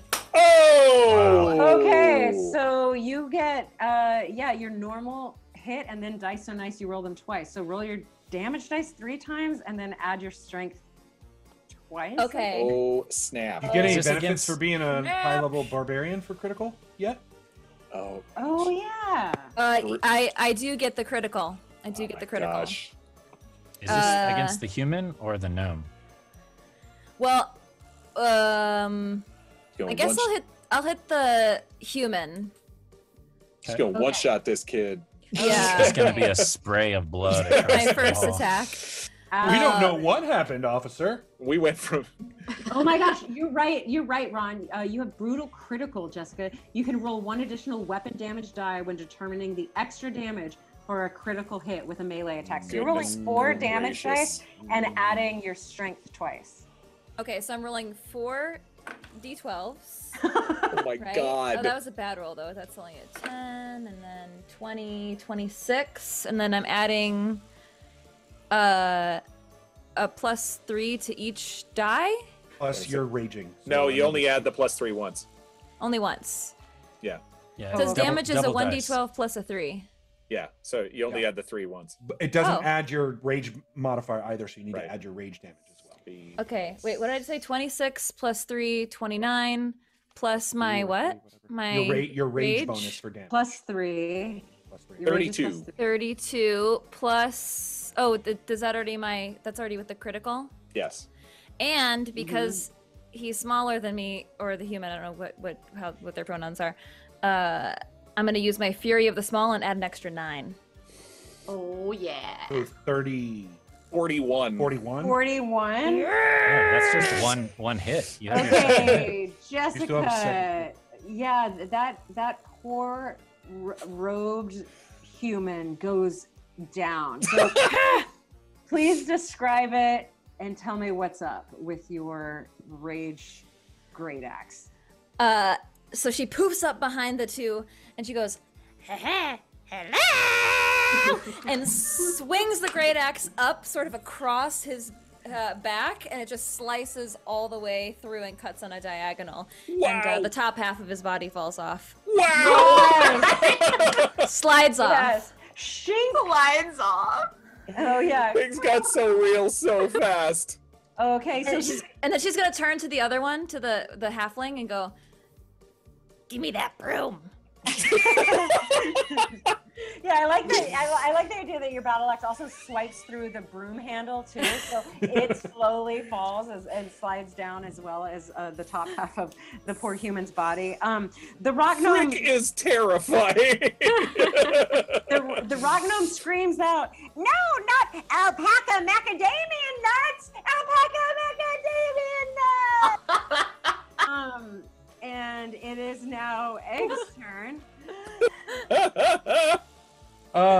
Egg is reeling from the. I'm not sure he's seen such barbarism before, so up close. But he reels a bit from that and mumbles something about goblins and decides to cast Sanctuary on. It's a creature within range against attack. I will cast it on.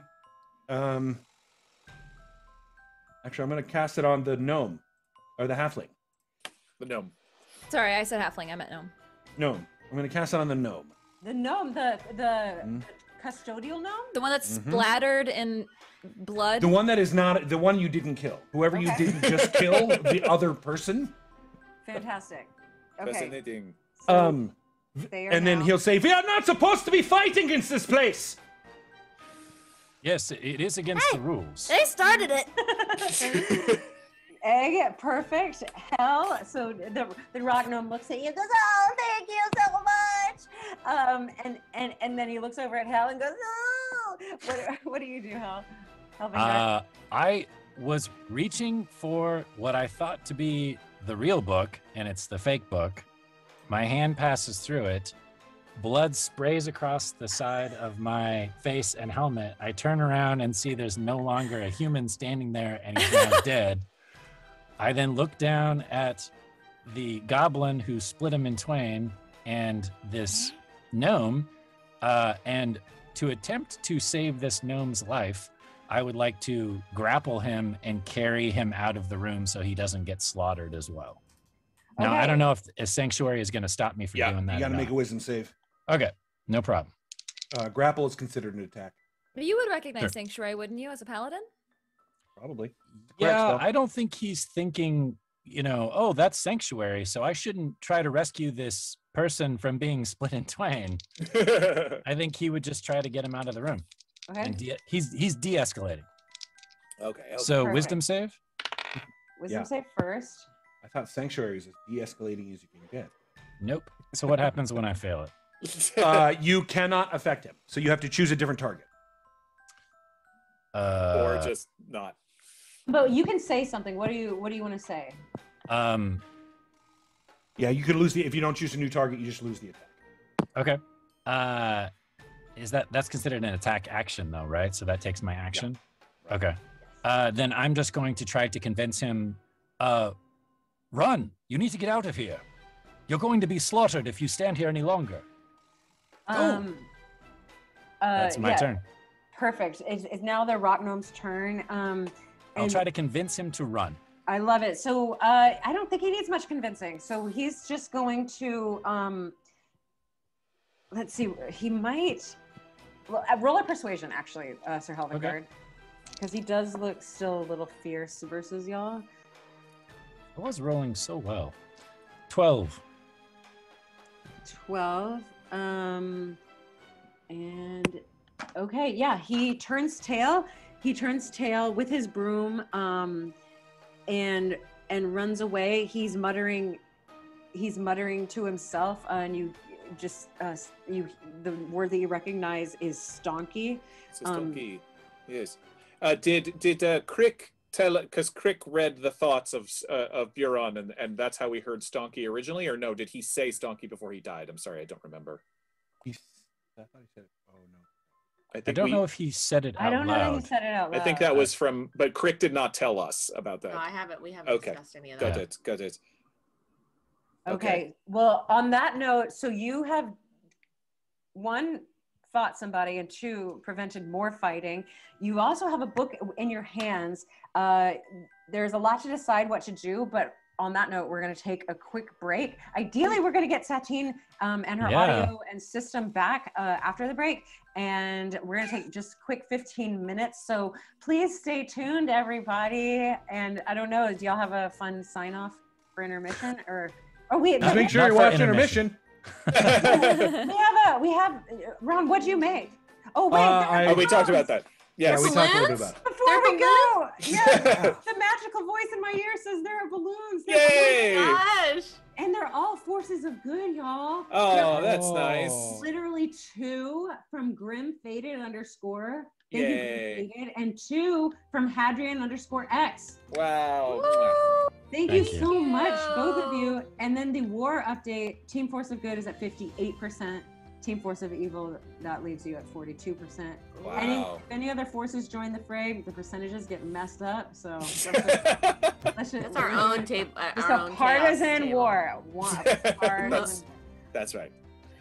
Okay. Amazing. We'll see you in 15. See you 15. Bye.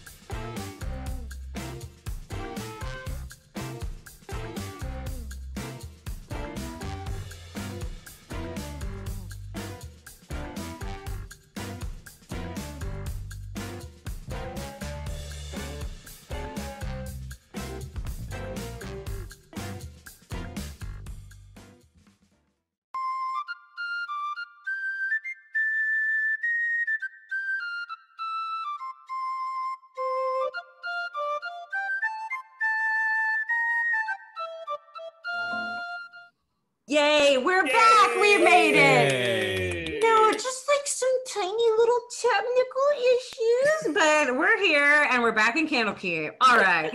Y'all have Is that our murdered. nickname for Frick? Little tiny technical issue? I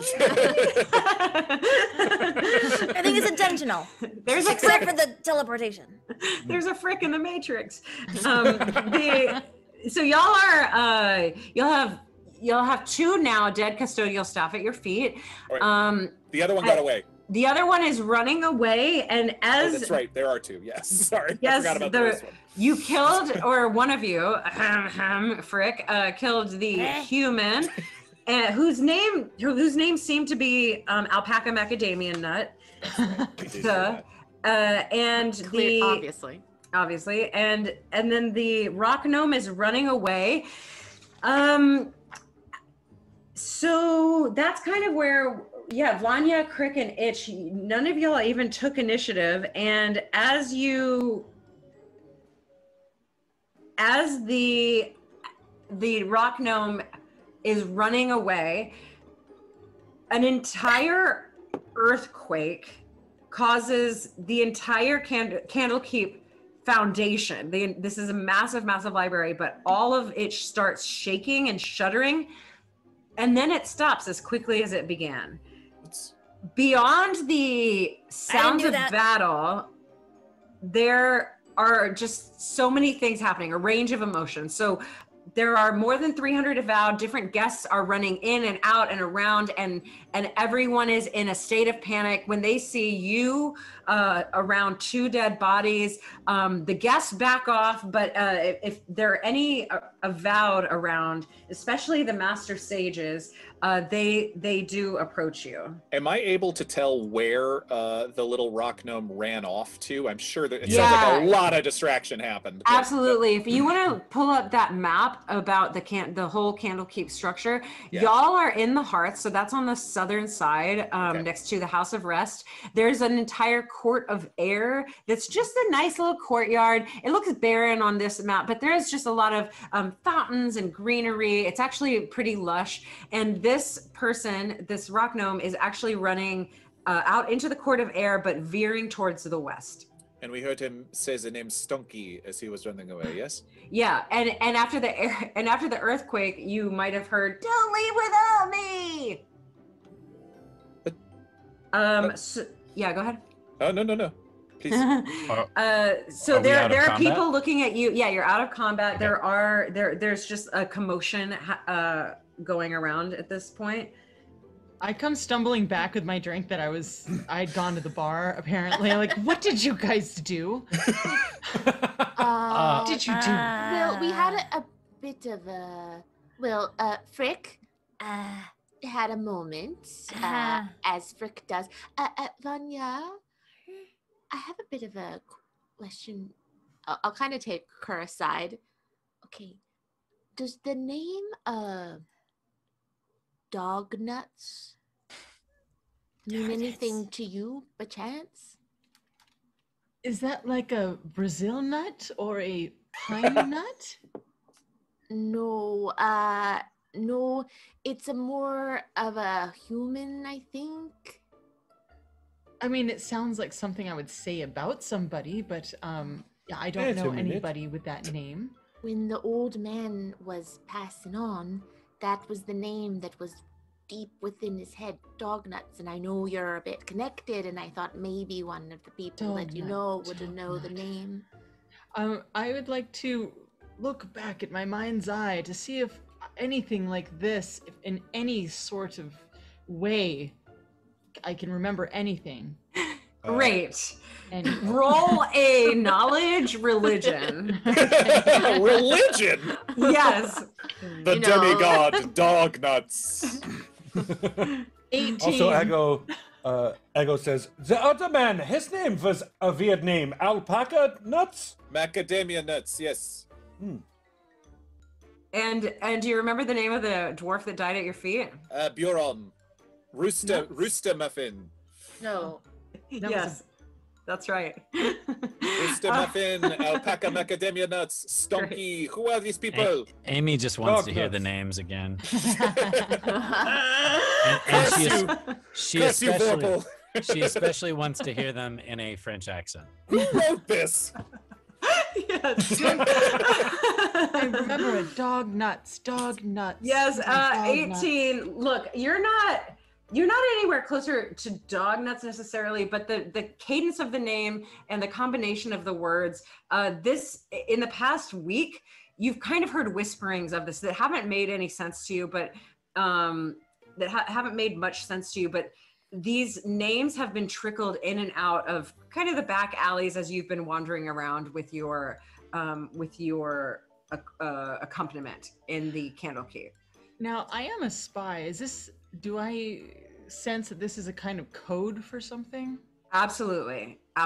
So you're right. You are a spy. So what I'll give you, I mean, you might have already figured it out, but the combination, there's something about a farm animal and a farm export. And it seems to be, that's the code language. So if you can kind of put all of those together, and it does seem, you would know that these people are communicating, and they are, oh boy, they're just so proud of themselves. They really figured it out. They really figured out how to become anonymous by combining a farm animal and a farm export. I believe that we should go investigate the barn. The barn. Oh yeah, that is right. It was mentioned in the book. There was a tower called the barn. Why would you call a tower a barn door? It is None of this makes any sense. It is a rocket ship. What? Rocket ship! Oh, great. And you, all of a sudden, so amidst all this commotion and also your enlightenment, a very stern woman approaches, and she says, "What is the meaning of all this?" And her robes are pretty freaking dark. They're darker than anyone's you've seen in a long time. So what is the meaning of this? This is a serious consequence. We have two dead humans. No, a dwarf and a human dead at my feet. You tell us. Hold on. Allow me to elaborate. This gentleman died of natural causes. I can swear that on my word. And this gentleman over here attacked. Also died of natural causes. He's bisected. I will not. The natural bisection done by an axe, but it's very natural. It's a very natural, sort of swift move. Nothing was invented for it to happen, therefore it was natural. I refuse to be lied to. This is not a laughing matter. It's not a lie, actually. It was self-defense. You see, this gentleman attacked some of us, and I'm afraid my friend here thought that it was serious, and so she did what she thought was right, which was to defend herself and her sister. So unfortunately, this was all just a horrible accident. There was another one, a gnome, who ran off before he could attack us. He seemed to be scared when his friend died, but he ran away. And who is going to protect us? Yes. There's supposed to be no fighting and no arguing, and I start listing off things you're not supposed to do. No smoking? But it's not that no, you haven't. Stop talking. Look, you are here as guests of the Candlekeep Library, obviously. And she passes a hand over Bruno, Buron. And she says, "Yes, I see that. Yes, Buron was not with us for much longer, but this one, self-defense. Do you think it really necessary to apply violence to one of our custodial staff holding a broom? What on earth are they going to do to you?" Pardon me, madam. What is your name? Well, you may call me. Yes, you may call me Bookworm. I have not yet made your acquaintance. I am the first reader, as it turns out. Only one step away from the Keeper of Tomes. Oh. Yes, this entire earthquake, or whatever it was, has pulled me out of my hiding. Everything's in an uproar, and it seems to all be pointing back to you. Are you the epicenter? Of an You mean of the Earthquake? earthquake? No, not Certainly at all. Certainly not. No. I am not the epicenter of this earthquake. No. Do you know the Keeper of Tomes? Why, yes, of Yeah. course. Can I meet them? You want to meet the Keeper of Tomes? I think we have a lot more business to discuss before we start talking about autographs and meet and greets. Madame, I beg your pardon. This man right here, and I'll point down to the dead dwarf. This man here raised a great concern to us about the custodians of your beautiful library. Apparently, he has a great concern about something going on with your custodial engineers. I cannot speak to it, but he seemed very worried about them. Worried about the plot, something, I'm not sure. Where's the book? Who has the book? It is in a magical satchel. It is still hidden. Yes, Yes, hidden it's from in her, my and I bag am of not holding. mentioning it. Okay. It fit. But it was very suspicious because he was telling us, beware the custodial engineers, speak only to the Keeper of Tomes, and then moments later, 2 custodial engineers, what do you think, like that, are suddenly in our faces and attacking us with brooms. So please forgive my goblin friend, because she did as she does, and chopped him in half. Have you ever been hit with a broom? It hurts. I still maintain Lose an that eye. saying he died of natural causes is not a lie.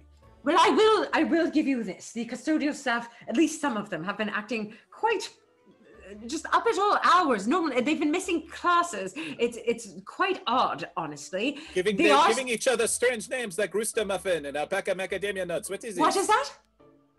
They give Rooster the- Muffin? Excuse me. Yes. Rooster Muffin? Alpaca Macadamia Nuts? Wait, is someone saying And, excuse me? Someone said this donkey. Crick? I'm sorry? Donkey? I Donkey? give Crick a sideways look like, They mentioned Stonky and Rooster Muffin and Academia Nut Alpaca. Also, I believe the dog nuts was in there somewhere. Oh, dog nuts. That and Stonky. yes. Do you know anyone named Dog Nuts? We used no. Questions you never thought you'd ask in your life. No, I don't know anyone named Dog Nuts, but we used to have a custodial member named Stonky, but he left ages ago. Well, maybe he didn't. This Maybe gentleman didn't. seemed to think that Stonky and his crew were after him and this book. What book? It's a Oh, large it's tale. Elvingard does not stop. It's whatsoever. a picture book with my It friend. was a magical tome. We love libraries. Pictures I of the believe, family. and I point over at Ego, I believe my friend over there might have the book still. Unfortunately, children's no, book. I do not. I do not. I can summon illusion, so to show you what the book look like. It was But I do lost not in have the it. it was lost in the chaos. The L- fight L- happened, L- an earthquake, and suddenly, poof, that book is gone. I do not know where it Lanya, is. you were saying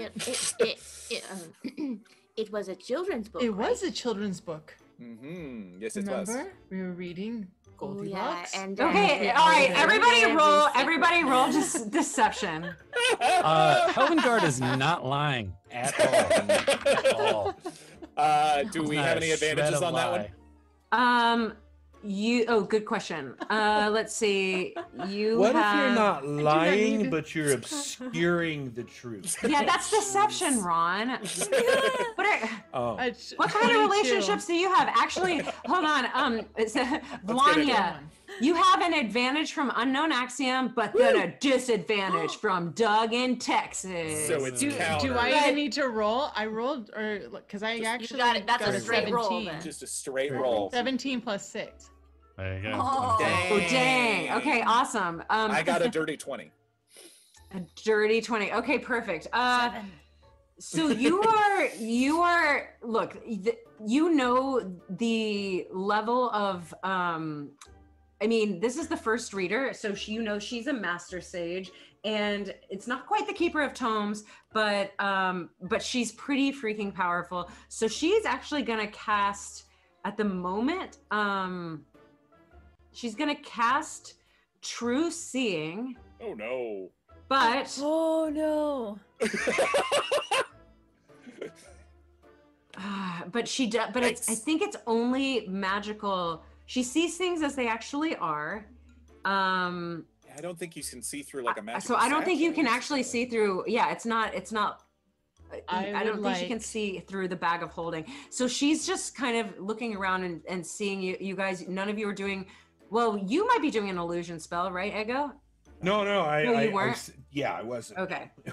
Yeah, Okay. I was telling her like- that I had done it and could make one if she wanted to see it. Okay. But my I deception would was like an to do 8, so something. clearly I know where this book is. What do you Oh, say? great. What are you saying, Vlanya? I would like to. I have a reaction, which is Okay. something that we joked about before we even started. I have the gift of gab, and I would like to gaslight this woman. Oh my god. Okay. This is It's not my spell. I didn't make this spell. It exists. Hilarious. Vanya, this woman is a silver dragonborn. She looks special. She's on your level. Like she does not need extra jewels or anything. Her silver and her scales is enough. And her dark purple robes just highlight that. So she's also fabulous, just so you know. That's all. What would you like to say to her? I'd say we've been busy reading books here, and this person came to us asking about our books and said that he had lost a book. And then these other people came in looking for this person's book who he had already lost that book. So we don't know what he's talking about. But they did try to fight us, and we were just sitting here, and I hold up my drink. I did not fight anything. Okay. What does gift of gab do, Satine? When you cast a spell, you skillfully reshape the memories of listeners in your immediate area so that each creature of your choice within 5 feet of you forgets everything that was said within the last 6 seconds. Wait, this works on us too? If she wants No, I wants can it to. choose. Please have it happen to Helvin. Also- please. No save. Oh, this is No if I save. said something. No So save. Oh shoot, that's fine. I love Yeah. it being part of the group. So let's just Okay. do that we're kind of at a blank slate with Bookworm, and sorry, Sir Helvengard, you wanted to do. So she looks at Vanya and goes, "You're a patron. How lovely! Look at that drink. You're giving to the Candlekeep. That's all we ever wanted. Is a little give, a little take, a little give." I tip very well too. Oh, wonderful. Yes, sir. What are we talking about anymore? I'm quite confused. We need to bury this dead man. It's so Indeed. unfortunate. We will He take should be care of it. honored. Most He is so respectful thing. old. Yes. Indeed.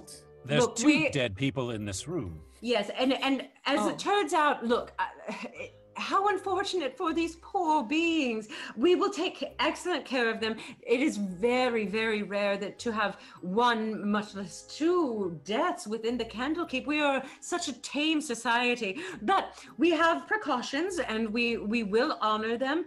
In the meantime, I have to have a meeting. We have a lot to discuss. Our entire Candlekeep structure could be under attack. We don't know, but there's Certainly the earthquake. It is very concerning. Yes. of yes. course. So the council of great readers and I must discuss. Perhaps even the keeper might show his face. But beyond that, we definitely need to have. There's a lot of bureaucracy before we start just course. casting wards wherever, and we do need to conserve our spells for the actual attack. This might take.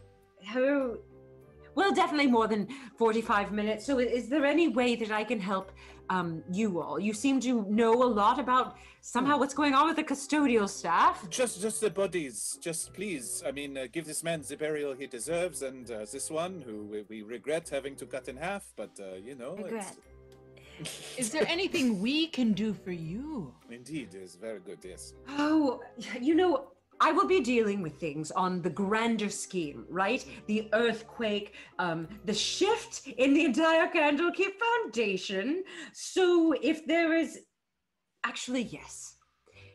Any of the minutia around this, we will take care of our own. We will bury them. I will put some avowed on this. But if there's any minutia that you could just help us investigate, I'm sure it's of no consequence, but I love having information. You must know. I'm a great That reader. we have in common, madam. That we have in common. So if you could investigate, is there any you have your own accompaniment, right, into the restricted area with all the towers? Yes, of course we do. We do. No, Yes, there's no we one do. assigned to us to lead us into the restricted area. At the moment, there's not. Well, Well, there was a halfling in here earlier, but Sprig. He ran Sprig. away. Yeah. Oh, yes, yes. he left. Yes, he just went ahead of us. We will catch up. great. Yes, Sprig is one of our best and brightest. So if you can track Sprig down, you might need this here. And she hands you a missive that is written and sealed and grants. Well, she tells you it grants access into the inner ward. Oh, Thank thank you you. very much. Just Great. what? Just Merci. find anything you can. I don't assume you will find anything, but any help at all. We're obviously dealing with a potential disaster. Madam, are earthquakes something that happens here often? No, of course not. We've been safe for ages. Just curious. And we're so happy to do this for free, of course. And I look around at everyone. Absolutely. I Well- would not presume to take money. Wonderful. The greatest gift and money anyone can get is knowledge. So I Very will be paid true. in full.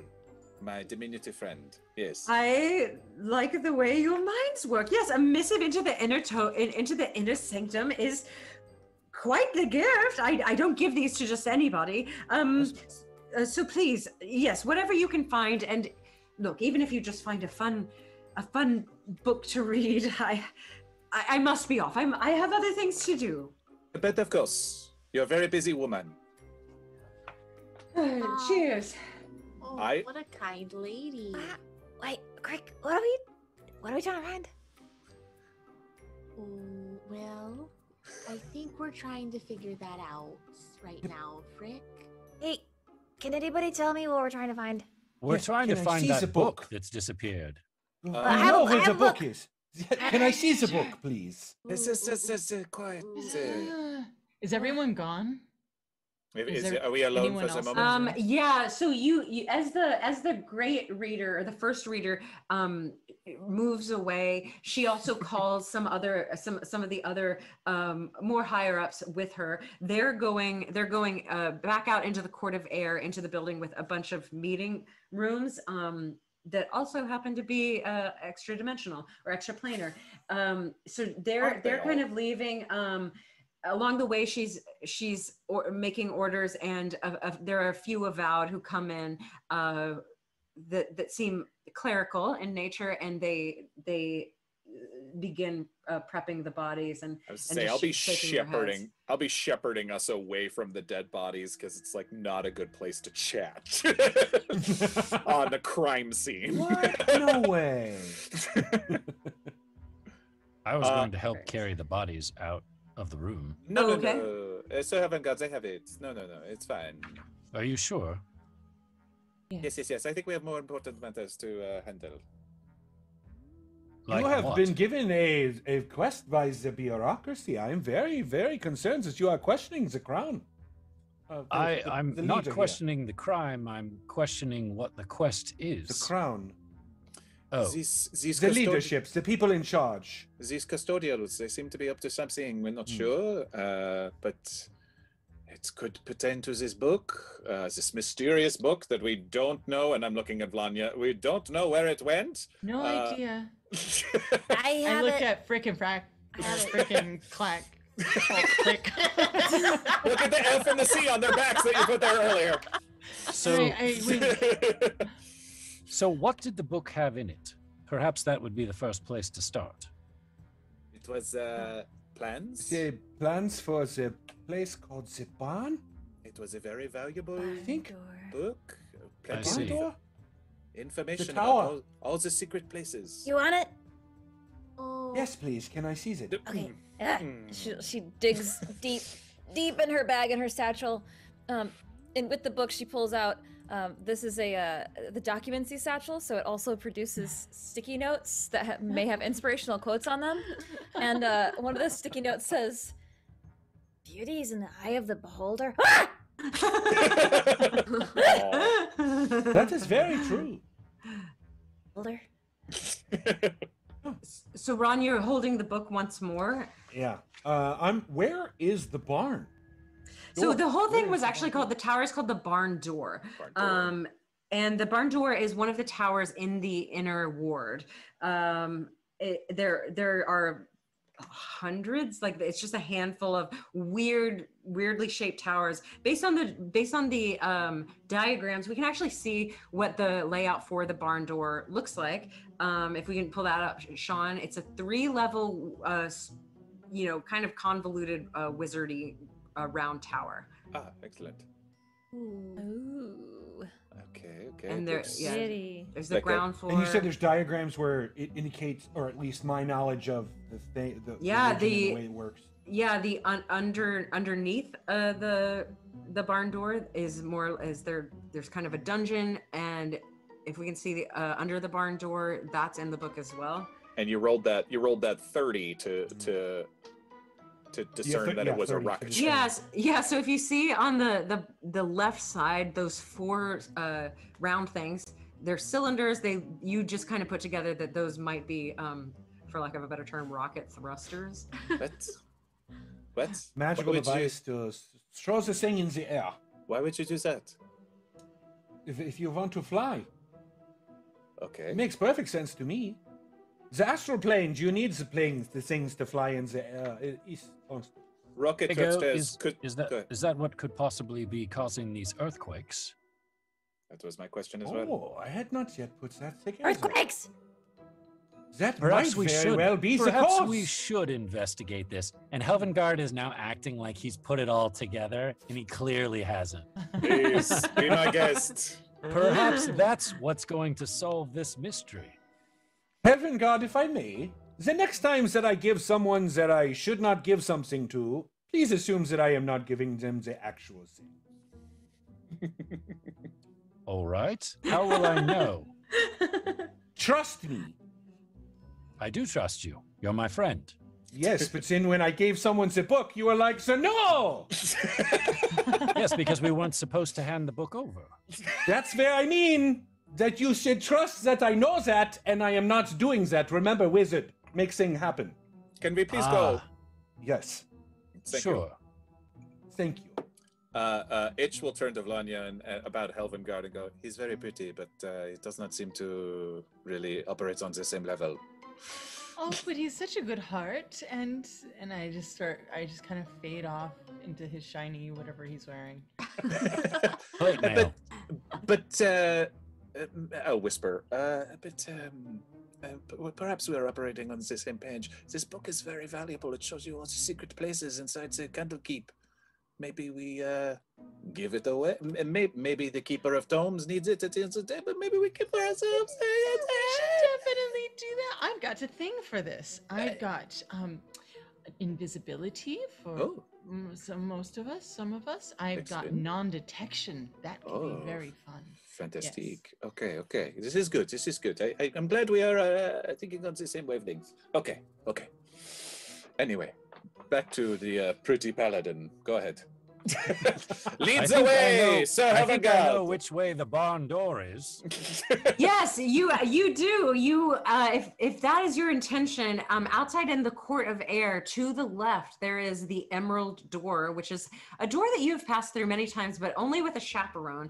And it's 15 foot tall. It's made of translucent dark green stone that glows with an inner light. Ooh. And y'all, basically in this book, it's you cannot get into it, and you also cannot damage it. It's invincible. So say Wizards of the Coast. So I guess we need to listen to them then. there are some keepers or avowed that are guarding the door, and that's pretty normal from what you can tell. There are 2 of them. and they stop you and they say, all right, now's not the time to be looking into the inner ward. The great readers are discussing the next steps. We do have a missive. We're here on very important business. Who has the letter? I'll hold it up. Okay, let me see that. Sprig's not with you today? No, we do not know where he went. I think He disappeared since the earthquake. We figured he had something else to do. Oh, wow, yeah. That was given to us by the bookworm. Oh, wow, Bookworm gave this to you. Okay, looks like, oh, wow, you actually can go in there on your own, as it turns out. Fantastic. We are very trustworthy people, I promise you. No fighting. Oh no, no fighting, no stealing, no copy. I mean, we know. All right, so go ahead and get on in there. What are you looking for exactly? Can we be of service at all? I mean, that is one of our jobs. Rocket thrusters. Have you heard of the barn door? Don't know rocket thrusters. But the barn door is actually a tower name. Yeah, it's the name of a tower that has been rendered out of use for a very long time, actually, for several years. I can't remember the last time anybody, I think it's been boarded up. Perfect. I am an anthropologist, and I am studying the intercultural workings of different societies amongst all the planes. You may have heard of me. My name is Decormus Ego.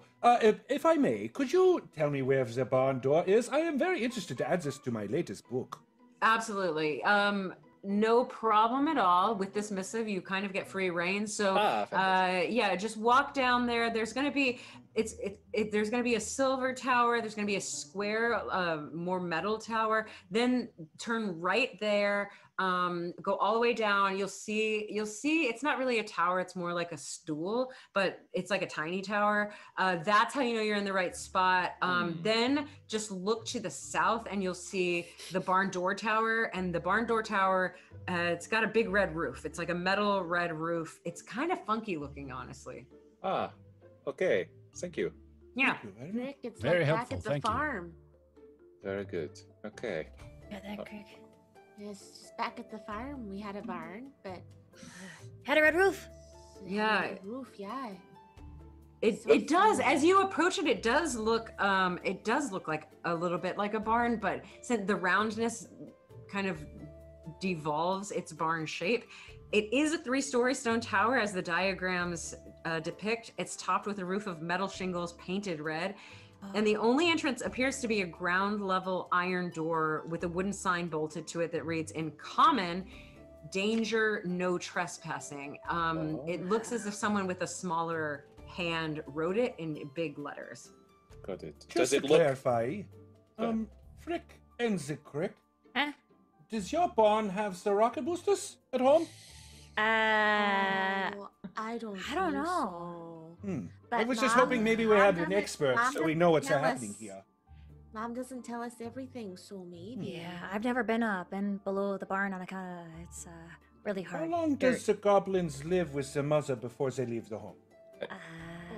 That's a very personal question, Ego. I am an We're a bit of a anthropologist. different She's a perfectly situation. understand. She's a bit of an adoptive mother, if you will. Oh, Yeah. So we stayed there as long as we wanted, but we felt it was time to find our sister. Yeah, Stick. Yeah, Stick. Frick and Stick were real close, and I was too. I'm Crick. We were all close. And I'm Frick. Yeah, I know it's hard to tell us apart, but Yeah, we're identical. yeah, same look, but Watch. I'm Ready? Crick. Ready? Ha! Oh, ha! Oh. Yeah, can you tell the difference? yeah, see, okay, who's I'm who? Crick. no, I. Wait, don't tell him. Don't tell him. Who's who? Okay, who's who? Ah, let's do it again. Ready? It's One, very two, hard three. to tell between the two. Okay, Okay, hold on. I have one way to figure this out. okay. Who has the axe that can cut a man in half? I don't know. Who is it? That would be Frick. So whoever has that one is the Frick. Which one is it? You are the one with the It's a great axe, so I assume Oh, it's you you. got it. Lucky guess. Lucky guess. While this meeting of The goblins are Such a fun. smart group. Such a not everybody. while this meeting of the gets it. minds is happening, I will be approaching the door with the big warning on it. And I'll just try it. Is it locked? It absolutely is locked. Yeah, there is a door handle, but it's totally locked. Oh no, it is locked. Oh no, what will we do? And I will try to pick the lock. I stand in front of you and I'm just like, da, da, da, da. Oh no, someone truly means we should not get in here. What shall we do? Click, click, click. I love this. Okay, so yeah, try to pick the lock. That's a dexterity check. Oh, yeah. Let me know if you don't do it. I can handle it. Amy, that's another 30. Oh. Nat 18 for a 30. Oh my gosh! Yeah, I that's should crazy. play rogues more often. What am I doing? This is insane. Yeah, you. So you actually stick your locking tool, your thieves tools in there, and you click around, click, and instead of hearing like the satisfying ka-chunk of like, wow, you got it, or even just a smooth rotate, a puff of magic pink dust explodes and just like farts away, and you can tell that it had a spell on it, but didn't really matter because your talents transcended magic. So you Was that an arcane lock that he I'll picked? turn to Volanya. Like, did you you picked an arcane lock. Yes, I You did. picked an arcane lock. It's very impressive. Somebody really wanted to keep this door closed, but you know. This is Ago's face right now. He takes a confident suck off his jewel. What do you mean? You know, what are you going to do? Let's go. So you enter the library door creaks open. It's a wooden door, and as you open it, the first thing that you notice is there's no dust. It's not dusty or dirty. The outside of it is incredibly old and decrepit and not really prepared for anyone to see it. But inside here, you've entered what seems to be like the hub library where the tomes and books are stored. It's a floor-to-ceiling bookcases all along 1, 2, 3, 4, 5, 6. It's like a 30-foot diameter room. Wood frame doors are set with small diamond-shaped panes of glass. These keep the books secure on the shelves, each section of which has a rolling ladder anchored to a ceiling rail. Yeah, that's what you see. Do we hear anything? Yeah, you do. You actually hear, well, maybe. Do a perception check. Okay. Amy, just to let you know while we're in here, I have a passive perception of 16 and my passive investigation is 8. So if there's anything 18? that would be revealed. And mine's passive. 20. Yeah. We got Okay. 2 wizards in this party. Yeah. Okay, fantastic. Perception, you said. Yes. Yeah. Volanya, you're right next to me. Do you want to Oh get yeah, in we're on this? both. I mean, I got a passive investigation of 20, and also that's 18 on the die. That's a 13 on my perception. That is a Okay. yeah. Okay, so I will say, yeah, Morgan, the only thing, sorry, Itch. It is fine. The one thing that you notice is how clean this is. Like this looks like the floor's just waxed enough to eat off of. Ron, you can hear whispers coming from the floor above you.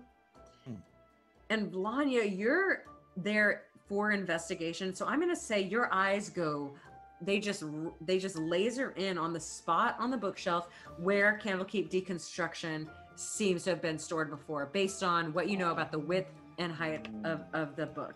So there's just, the books are arranged in alphabetical order, but there is a gap that fits exactly where the Candlekeep Dekonstruction should have been. Shush, everyone, keep quiet. Loud metal man, loud avant-garde, please, shush, everyone be quiet. Telepathically to Frick, I'll be like, "Oh, Frick, Oh yeah, Greg. It's a time now for us to talk inside our heads if we want to say anything, okay? Okay, you got it. In the heads. That's all. Bye. Okay.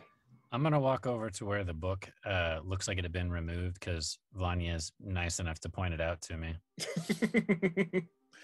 I will quietly bank my way over to where the stairs lead up. Is that what I'm looking at? Yes? Yeah, there's a wooden staircase covered with green carpeting that does lead up against the far wall. I'm not going to go up at all, but I'm going to stand at the foot and just like lean my head over and look up. Okay. Can see. Oh. And so, yeah, go ahead. Ego's gonna sit down and start casting a ritual. Oh, okay. In the middle of the floor, or where are you doing this? Here on the bottom floor. On the bottom it's floor? the clairvoyance ritual, and I'd like to put it upstairs. Ooh, sick. Amazing. Okay, so Helvengard, you're going over there to look at the gap in the bookcase, right? Go ahead and I'm going over to where Vanya is pointing. Yes. Perfect. Oh, did we lose you again, Satine? No. Oh, thank God. Okay, sorry.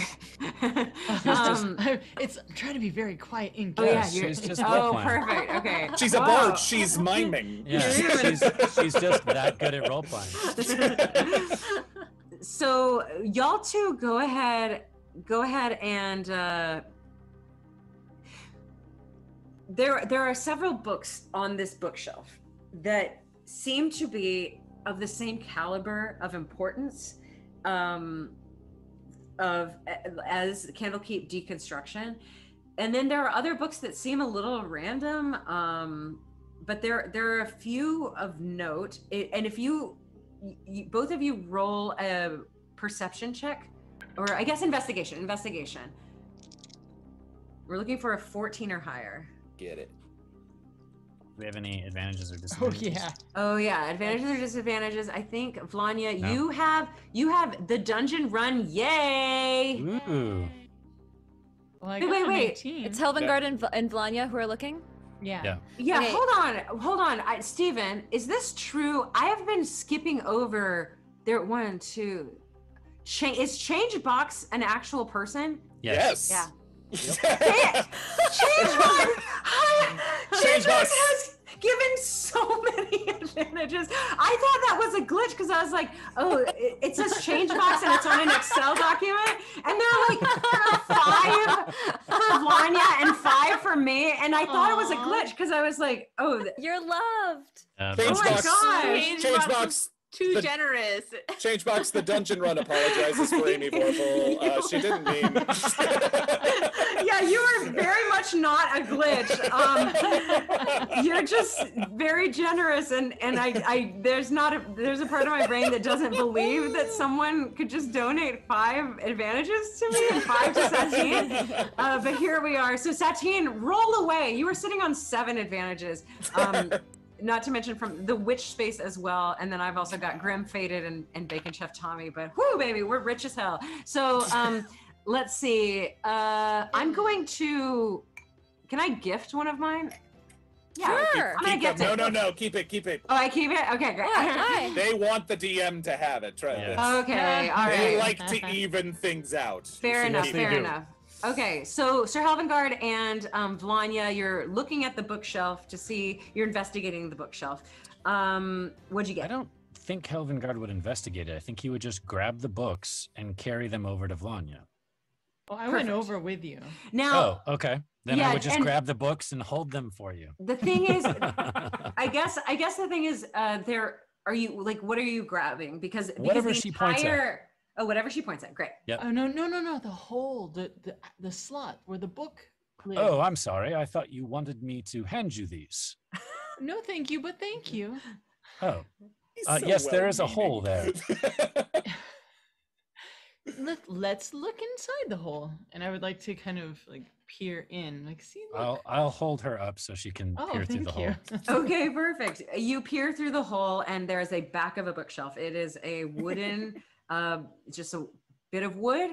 It is the hole itself seems hungry for a book. Awesome. Well, I have got a 19 with my investigation. I say, who's got the book? I don't know anymore, but my guess is either Ego or one of the goblins. I don't have it. Frick, I need Frick, the book. Frick, you actually do have it. Now is the time when we would like to actually have it. I thought I pulled it out with that sticky note. I gave it to somebody. Oh, you're right. Give it to Ego. Ego has it. I apologize. Ego, don't you know? he's in the middle of casting his spell, but he kind of indicates like you're welcome to go in his pack and grab it if you'd like. Oh, yes. Okay. Wait, I'll get it. Right there. Oh. Got it. I like how part of the got it ritual is him just now. kicking his bag over so the book spills out. Okay, Frick, I think. I pick up Frick. Hey, here you go. Okay. Frick has the book now, so I pick Frick up while I'm being picked up by Sir Havengard.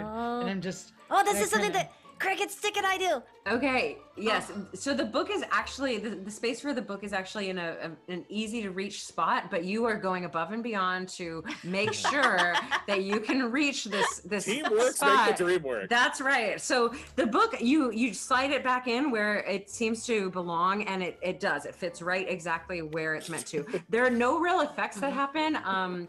You get a sense of satisfaction that anyone would get shelving books. Just good organization. Just feel good, well, yeah. That didn't do anything that I But was what'd you hoping get for to your do. investigation again? 19. Yeah, okay, so there is something that is striking you as odd as you get closer to it, and thank goodness that you all have lifted each other up and you have just a different vantage point of perspective, because as you kind of look up and down the side of the bookshelf and you see that there's one book. The way that books are bound isn't quite an exact square, right? Like it's curved on the ends, Right. and there are some indentations and some wiggle room. It's a bit soft, and that's most books. But there's one book that sticks out that looks as if it is made of blue painted metal with hard edges, and that's sticking out to your right. It's like a steelbook Blu-ray. Yes, yeah, and it's not much. It's know. not much. It's millimeters. It's just a little bit poking out with those hard edges. Crick. I take the Frick back. Take the book back, and then I put Frick down. Yeah. I was gonna say, Crick, you should get on top of me, and then I'm on top of Lanya, and the Lanya's on top of Elvengard. Hey, you just get it. Okay. Okay. So you have the Candlekeep Dekonstruktion book, Vanya, still? Okay. Yeah, we took it back, and then Sir, would you mind just walking that way, please? Yes, of course. I'm just gonna walk down carrying her. Crick, to the get up on nearest top of me. ones. Okay. Get so on top of me. I'll crawl up on top of Frick while this Okay. is happening. All right.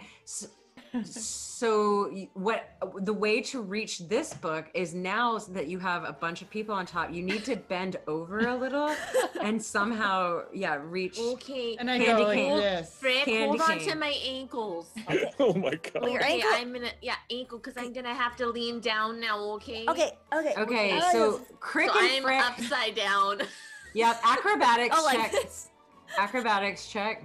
It's just too So fun. unnecessary. As a Itch is standing at the base of the stairs trying to be quiet and just looking over at this Right, circus at the Itch. bookshelf. Yes. So I have advantage. you don't, Katie, but Frick, Jessica Brianna has given you advantage that you can take. Amazing. What am I rolling?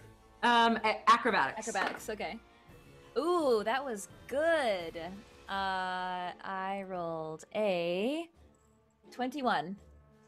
Awesome. You're able to hold on to your sister as she reaches down, and just as she touches the book, we're going to cut back to what Itch hears on the stairwell. What are you trying to do over the stairwell, Itch? I'm just, having been told that there's whispering or something going on upstairs, I will kind of, lean in at the foot of the stairs, trying to stay in the shadows as much as possible, and try to listen to see if I can hear what's being discussed or sounds of voices. If I'm hearing the sound of the voice of that rock gnome, perhaps who ran away earlier. You absolutely are hearing the voice of the rock gnome. Aha. Yes. So this is where he went. As you look at the stairs, they seem like fresh foot marks on the carpet, on the green carpet leading up up the stairs. It's high pitched, and he's talking to 4 different people, 5 different people. His footprints are not the only ones on the stairs going up. There also is another person, and they're talking the way they're arguing, and and Amy, it's does basically my- about timing.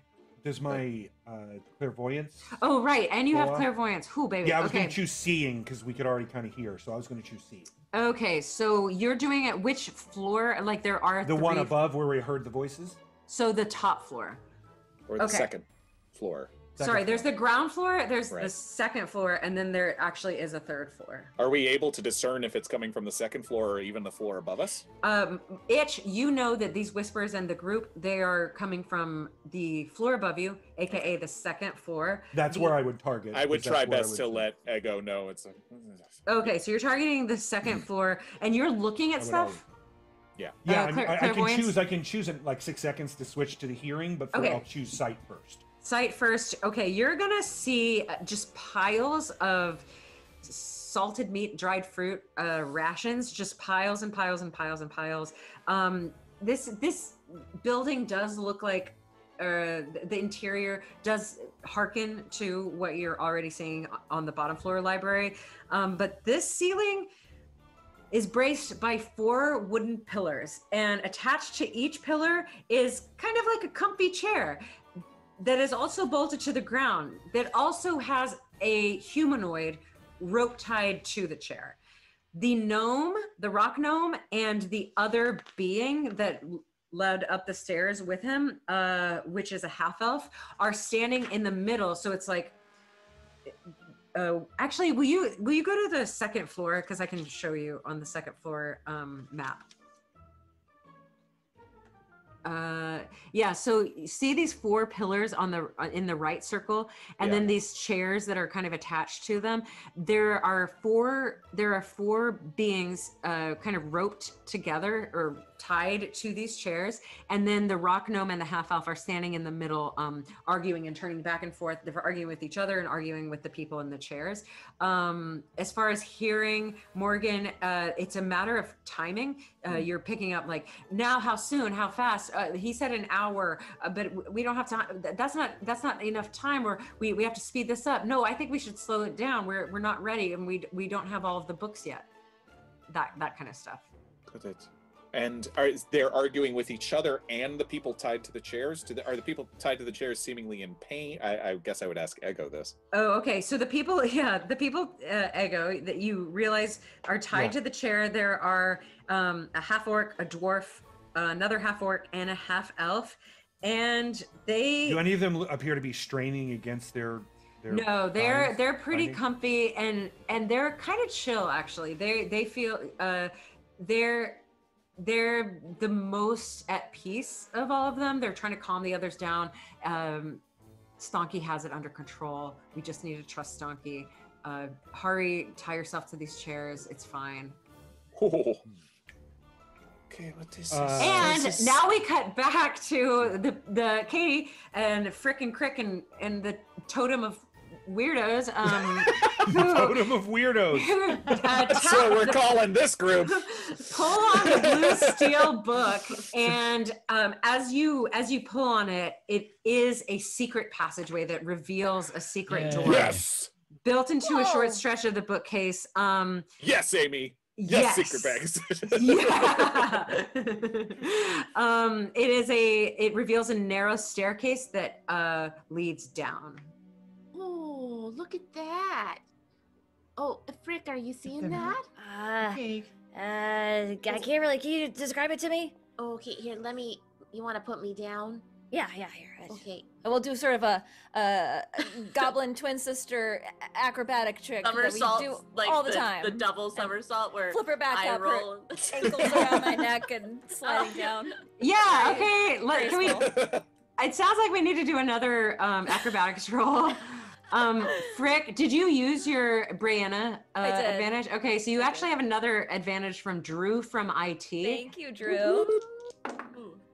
Oh, that was such a bad roll. 7 and a 3. I have a +1 modifier. You Oh dropped me. no! Yeah, you drop her.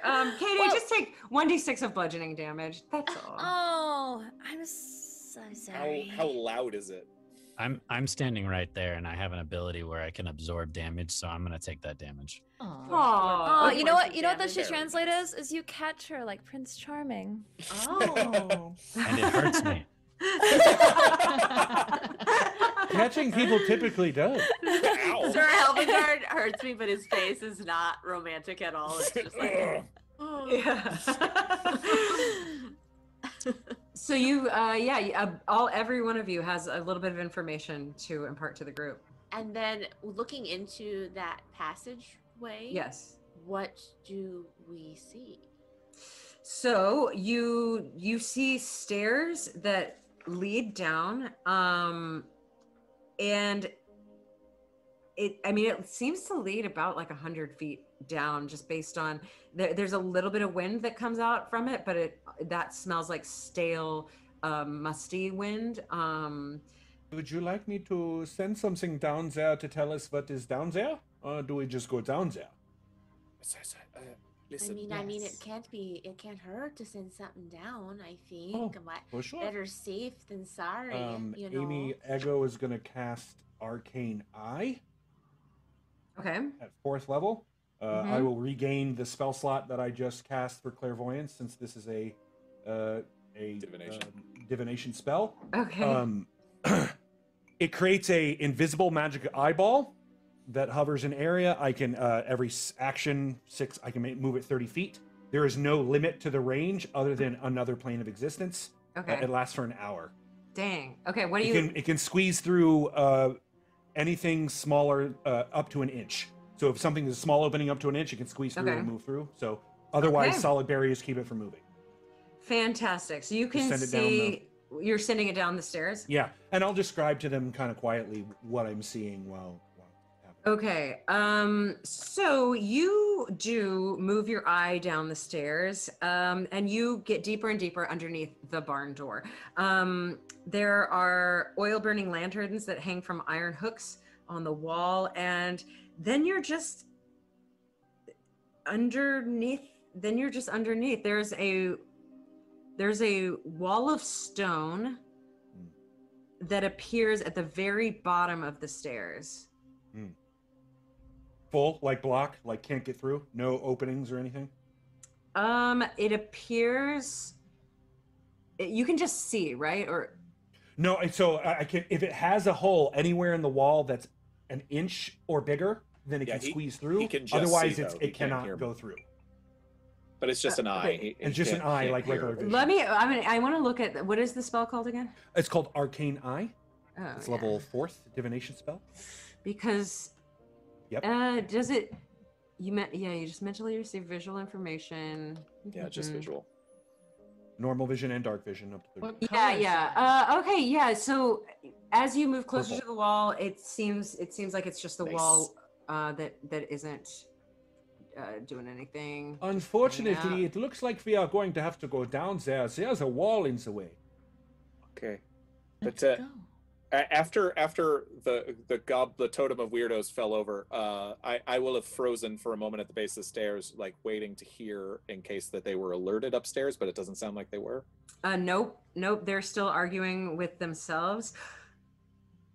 Yeah, if you can't hear it, yeah. Okay, sorry. I think Yes. we can go downstairs. Yes, I think upstairs. They're And plotting Amy, as we something. go downstairs, I'm going to move the Arcane Eye back up to where they are and keep an eye on them. Keep an eye on the humanoids. People, yeah, the ones wrapped in the chairs and stuff. Okay. So while okay. we go downstairs, just send the Arcane Eye up there. It's concentration for up to an hour. Okay, let's go. I'll go Okay. first. I cast Mage Hand and I say, once we all go through the passage, I'll have my Mage Hand put the book back in so that they don't know that we're here. But will we be able to Good get out? idea. Yes, that's it. Yeah, I can get us out. I can cut a Okay. hole in the wall. I can make a magical one where we just move that way. It'll be fine. Fantastic. Okay, so Oh, you're gonna frick, make it's your my favorite. way. You're gonna make your way down the stairs. Yep. Okay. Great. Yeah, you. That It's, sounded good. I will stop the heavy loud. I will stop the heavy loud man if he'll allow me and go first. And Are you sure? I'll be quiet. This is quiet. But thank you. Have my back, please. All right. And I will try to be stealthy down the stairs. Okay. Yeah, go ahead and roll stealth. Okay. Not good, but still a 16. Okay, 16. Great. This is so fun. Let's see.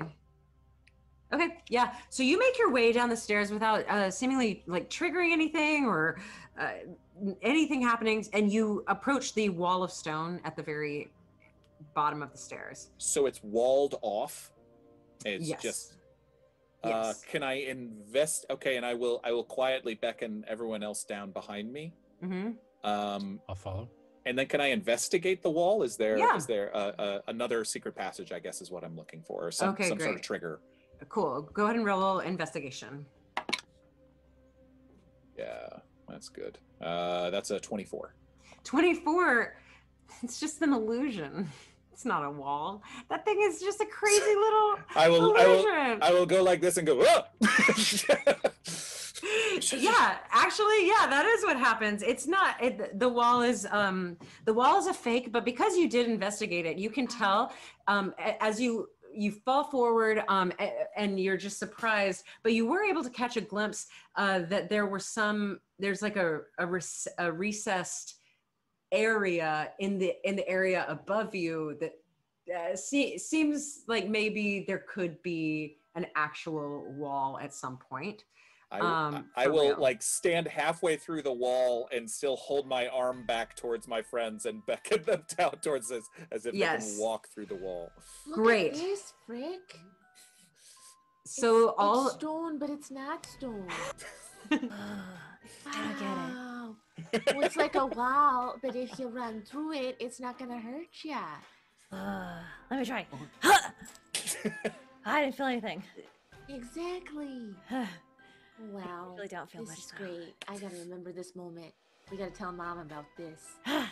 Frickle hook arms with Crick. Okay, through the wall we go. Okay. Through the wall. And as they go through the wall, here's what you all see. At the bottom of the stairs, a 30-foot diameter room, similar to the one up above, opens up directly underneath the barn door tower. 4 10-foot long metal cylinders protrude from the 20-foot high ceiling, glowing with an intense heat and shedding bright embers that rain down on the floor. Oh. 4 mechanical constructs resembling wolf-sized, dog-headed cockroach march in a circle around the perimeter of the cylinder. So can I see the map of, of under the barn door? I'm sorry, what? Yeah, so you guys are at the very left of this, the very western end. You've just entered that room, and these are the things. Don't look at that, but these are the things that you see, and Cool. Like the metal They dragons. might have been in the intro. they're like sized. You said. Did you make yeah? those up, Amy? Yeah, I mean, they were illustrated for you? That's so cool. They were illustrated for me. I know, it's That's very incredible. neat. Yeah, so they're. You want to see the picture again? Show them again. Oh, Yeah. Yeah. Oh, that's Amaze. cool. wow. And I'm Beautiful. not hiding anything. Their technical. How many hit points? Their technical name is Skitter Widget. Skitter widget. Your Skitter Widgets, and you can see they have mechanical legs. There's no one that's exactly the same. And they're medium, and yeah, they look like I don't know. You're getting different vibes. They look fierce. They look adorable. Sorry. So we're in the circular room. The stone wall, like, kind of cordoned off the rest of the stairs. But those skitter widgets are circling that same room, or they're in the hallway. I'm sorry, I'm just trying. Oh, good call. Okay, so in this round room, you've got the stairs coming all the way down, and they dump out down in the southeast. That's where they dump out. Good. These cylinders are actually, they don't touch the ground. They're up above, but they're dripping embers. And the skitter widgets themselves are kind of giving a perimeter to those thrusters themselves. So they are in that room. Ooh. So, and there are 4 of them, you said. Yeah, and I would say the thing is, it's time to roll initiative. Yeah. They are. Yeah, they're gonna attack you is the thing. So we're gonna roll initiative. But I think we should roll it because I think I'll forget next time, and I think we should just end it right here because you have managed to get to the bottom level of Under the Barn Door, and you've met the Skitter widgets, and there's a lot. It's crazy. There's a lot left to do, but it's a good time to end it. And I have to say, it is bizarre to me to run an actual written campaign because my campaigns are bullet points at best. So this has been really fun. It's like it's kind of more stressful and kind of I'd have to tell you how it compares because I've thought of all of this and then we play it and it's different. It's just weird. It's just odd. I can imagine. How much room do you give yourself to add in more bullet points or more homebrew now that you're running your own written campaign? That is a really, okay. So that's a good question. Zero because I really feel like I've thought of everything, but in some ways that's worse because I love the improv of it. And when I'm dealing with a map, there's not a lot of improv, if that makes sense. So it's like very relaxing to have it all decided for you or that I decided it already, but it's also a little stressful because I'm like, oh, if they don't go there, like then I have to like kind of rewrite on the spot. And there are some of these things that there are people, elements like little items and stuff and other things that I've just had to relocate. and it kind of is, it's kind of brand breaking. It's not, I don't know. It's just not something I'm used to. There's also because you know that there are certain elements that are necessary for this campaign as opposed to your normal way of running the. I guess necessary is going to be interesting. Right. We'll see next time because what's fun about this is I just know exactly. I know things that are definitely going to happen. I just know things that are definitely going to happen. We've broken Dungeon Masters recently. So the fact that you got through this without any issues is pretty Watch impressive. episode 81 if you want to see us We drive broke Jeff Dungeon Canado. Masters. I think Jared's referring to when he tried to lead a game for all of That's true. Guys, I learned on that game, don't stab yourself in the face to beat death because you don't win. But it was great. It was a bold iconic. choice. It was a bold choice for sure. Okay, we need to roll initiative. Sorry. No, we'll roll it next time. But yeah, we're gonna end right here, and I'm just like mesmerized and like so pleased with you and also myself, and like this is pretty magical. You're amazing. Magical. We love you. This is this is a magical little time of my life that just is kind of odd, man. It's very special. It's very special. So I'm glad you guys are here to play this game, and we are so thank glad. you for being here to play it with us. And Satine, thank you for being here. We can't wait to conclude this story. Teen, do you have anything you want to promote? Possibly. Maybe. Well, I have a Kickstarter going on right now at thebardbook.com. If you like bards and want to see some really cool bard subclasses that aren't charisma based, go to thebardbook.com. I think we have 24 days. I know, right?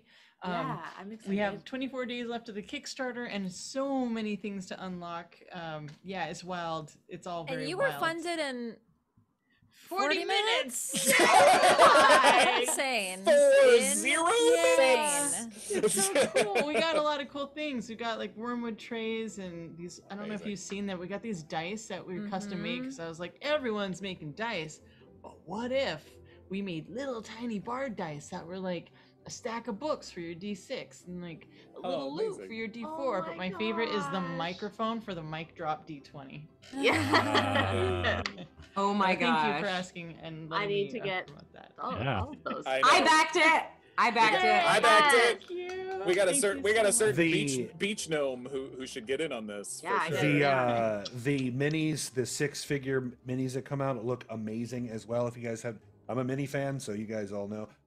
They look great. Oh, thank you. Our artist is Incredible. like, he does like Weta and style, like slideshow style. And we're like, okay, do that, but do it like this. And Wow. yeah, thank you so much. I'm glad you guys like it. It's very vulnerable. And Amy, when you were saying all those things about writing, I was like, yeah, dude, this is like real. That's a real feeling. So yeah. It's, But it's I'm thinking not in a running totally those. different way. Yeah, We are- and you're actually running yours. And I'm like, that's like a whole thing. And Will there has you to not be run yours someone. on your channel? No. Never? No. No. I'm Bullet Point City, but we also have writers who are doing that. But we've just started. We've got like chapter 1 and the whole first half, but there's like 19 more chapters to do. It's a whole thing.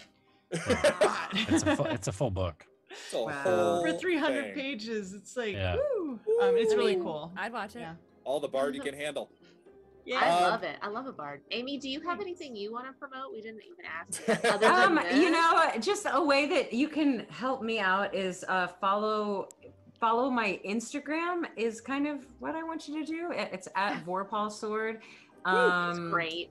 And it's just a little Instagram, but that's kind of where the stuff I care about most gets posted. So yeah, that's it. Amazing. We are so thrilled and amazed to have you two amazing, beautiful creators here with us, and be Yeah. back next week. Yes. Obviously, next week, Yes. same bat time, same bat channel, 6 p.m. Pacific here. And yeah, I can't wait to see where we go from here. But we It's that are time. the Oh, Satine, real quick. Yeah. Shout your socials for people. shout. Oh, also, if I have a Shout your command for you. socials. shout. I don't know why I get so shy about doing this part. Like the role playing I know. fun. I know. But the other one is like, oh yeah, Sorry, there's we, a like, put life you on the spot at outside the of end this. of the night. Thank you so much. At Satine Phoenix everywhere, thebardbook.com, and twitch.tv/Satine Phoenix, where we are doing a siren show on Fridays, Friday nights. So there's 5 episodes left. And something yeah. something I think a lot of us are involved with. Jasper's Game Week starts this weekend. A lot of us have games. I have a Star Wars RPG game coming up on May the 4th, which I'm very much looking forward to. Of course. Amazing. Of Yes, course. I'm playing a droid. It's gonna be fun. Of course. you are. I'm playing Are you Joe a Star's protocol? game. Oh, sorry. Go ahead. No, sorry. Go ahead. Go ahead. I'm playing on I'll talk Joe to Star's Morgan game. later. I'm playing with Joe Star on the 5th. I've forgotten the time. I think it's 1:30. It better be early. don't That's a hold me on that. Wednesday, dude. Don't hold. Yeah, it is. We finish right before we start. But come see. I'm playing a fighter, a mounted combat fighter named Dancer. He is a rabbit folk who rides a turtle mount whose name is Prancer. Oh my So god. it's based on a god in one of my own Beautiful. campaign settings. So guys, come and check it And out. Jessica, you're playing in a thing as well. In a Jasper's Yes, game? my Jasper's game is on the 10th. I'm playing with Alex from Hello Goodberry, and Nice. our DM is Jess Nijin. I'm not sure how to pronounce her last name, but we're running a 2E adventure, which I Old have never school. even It's so looked hard. at. It is Yeah. so hard. Oh, don't it's say that. Oh Yeah. my Just- God. I want to prep you. It's so hard. it's obnoxious. Can somebody just It's send me one of their 2E backwards. characters to play? It's Nope. so backwards. You got to learn it on your own. It's really you play it and you're like, this is why so many people thought this kept people away from this game for so long. It was math. It was math. Yeah. Yeah. Like there was a lot of people that tried to Thaco. get into So much tried to get Thaco. people into Dungeons and Dragons early on, and as soon as you got to Thaco, they were like, "Okay, What? I'm out." What No. is that go? Exactly. To Yeah. hit We armor don't class have- 0. We don't have 30 Ah. minutes to We don't have explain time. that go. They don't even have modifiers. You just roll your dice, and then there's a chart. It's just a long Ah. chart. But Satine, what Jasper's games are you playing in? Oh yeah. So Fenway is running a game on Friday about 4 p.m. Pacific. Oh, Fenway. Yes. Oh my gosh, she's so much fun.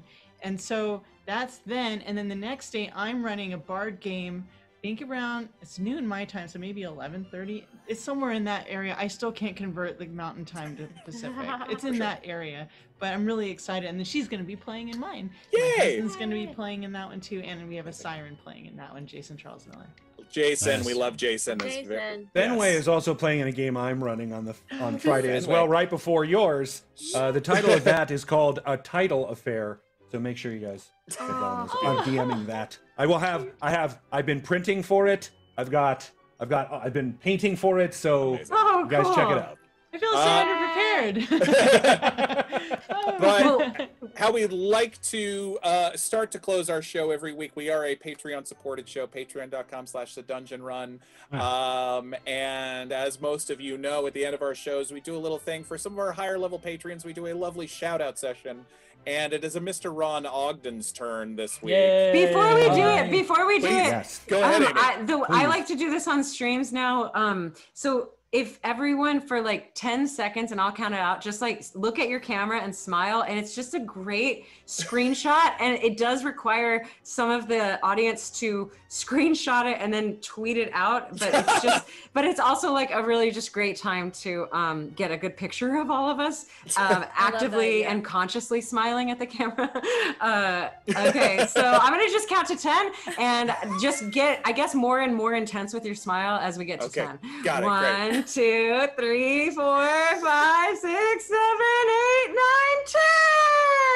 9, 10. There you go. Somebody clip that. Somebody clip that, please. I stayed in character. Yeah. Aww. Did you think of a yes. more Amy Vorpahl end to a game, and I love it so much. Very Vorpahl, very Vorpahl. Ronald Ogden, you're up. All right, buddy. So for this week, with our higher level patrons, you have the document. I have it in front of you. I do. I have the document. For the Team Force of Good, this again is from our patrons. We would like to hear you read it in the style of a hippie granola high school pottery teacher.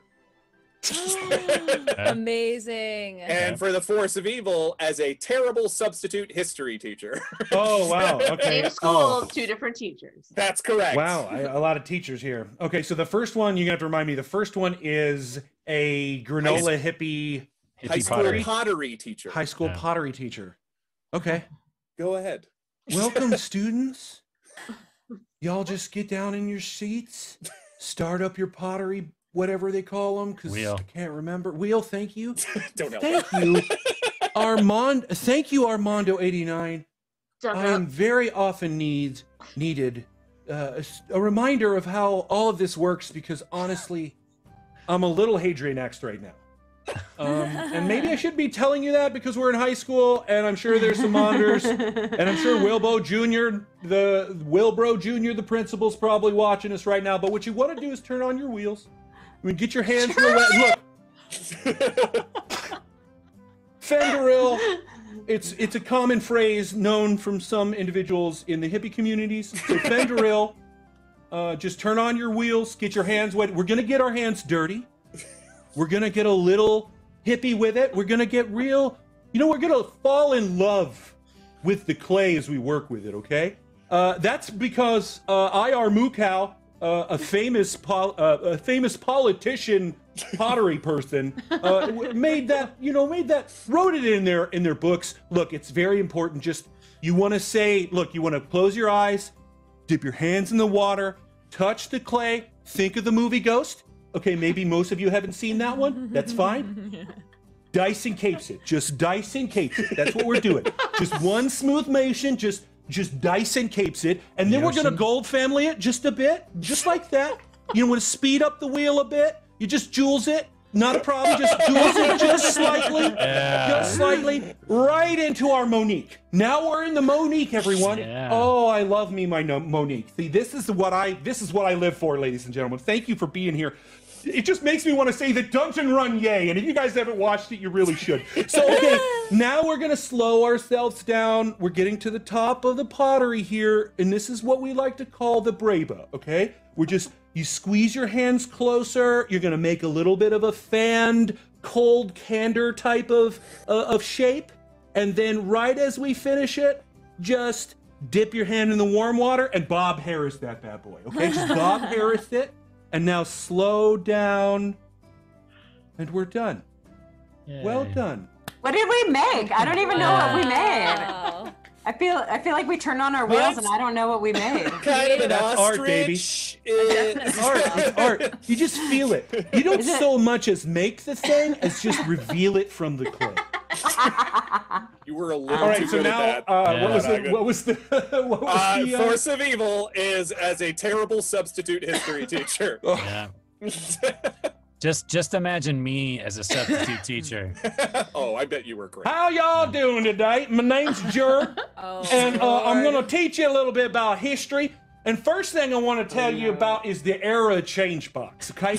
It came up real early. Look, it was just when a bunch of people got together. Some people didn't like other people, and they were like, you know what, change. And the other people were like, no, down to clown. And they were like, no, change. And then they just J-rocked each other.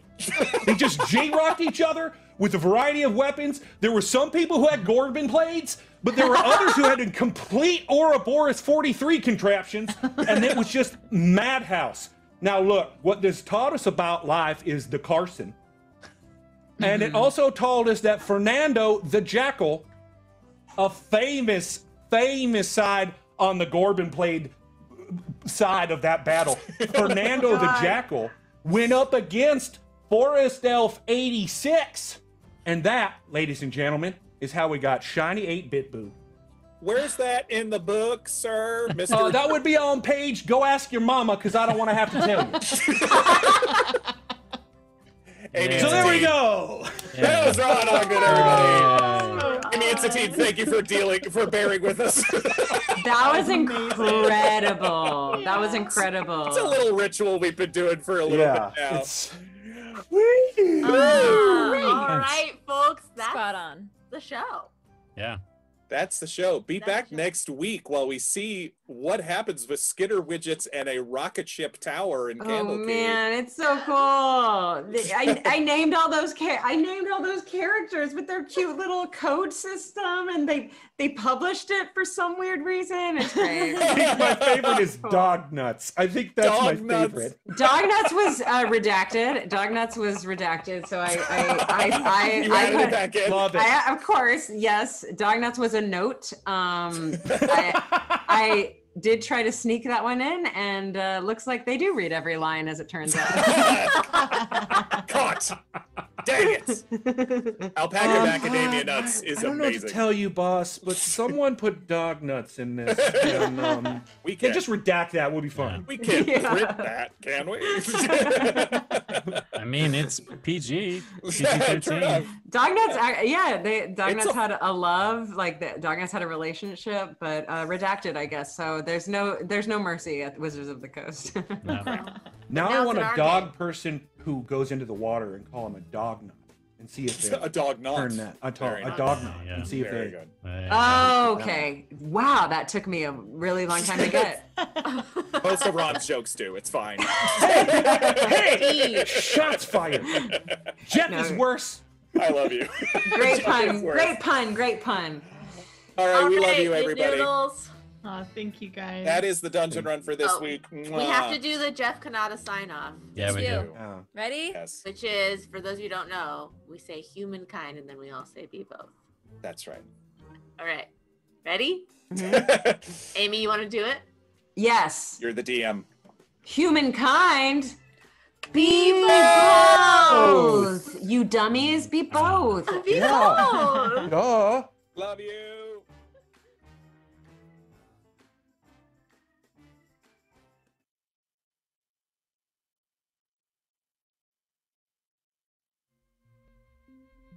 It started.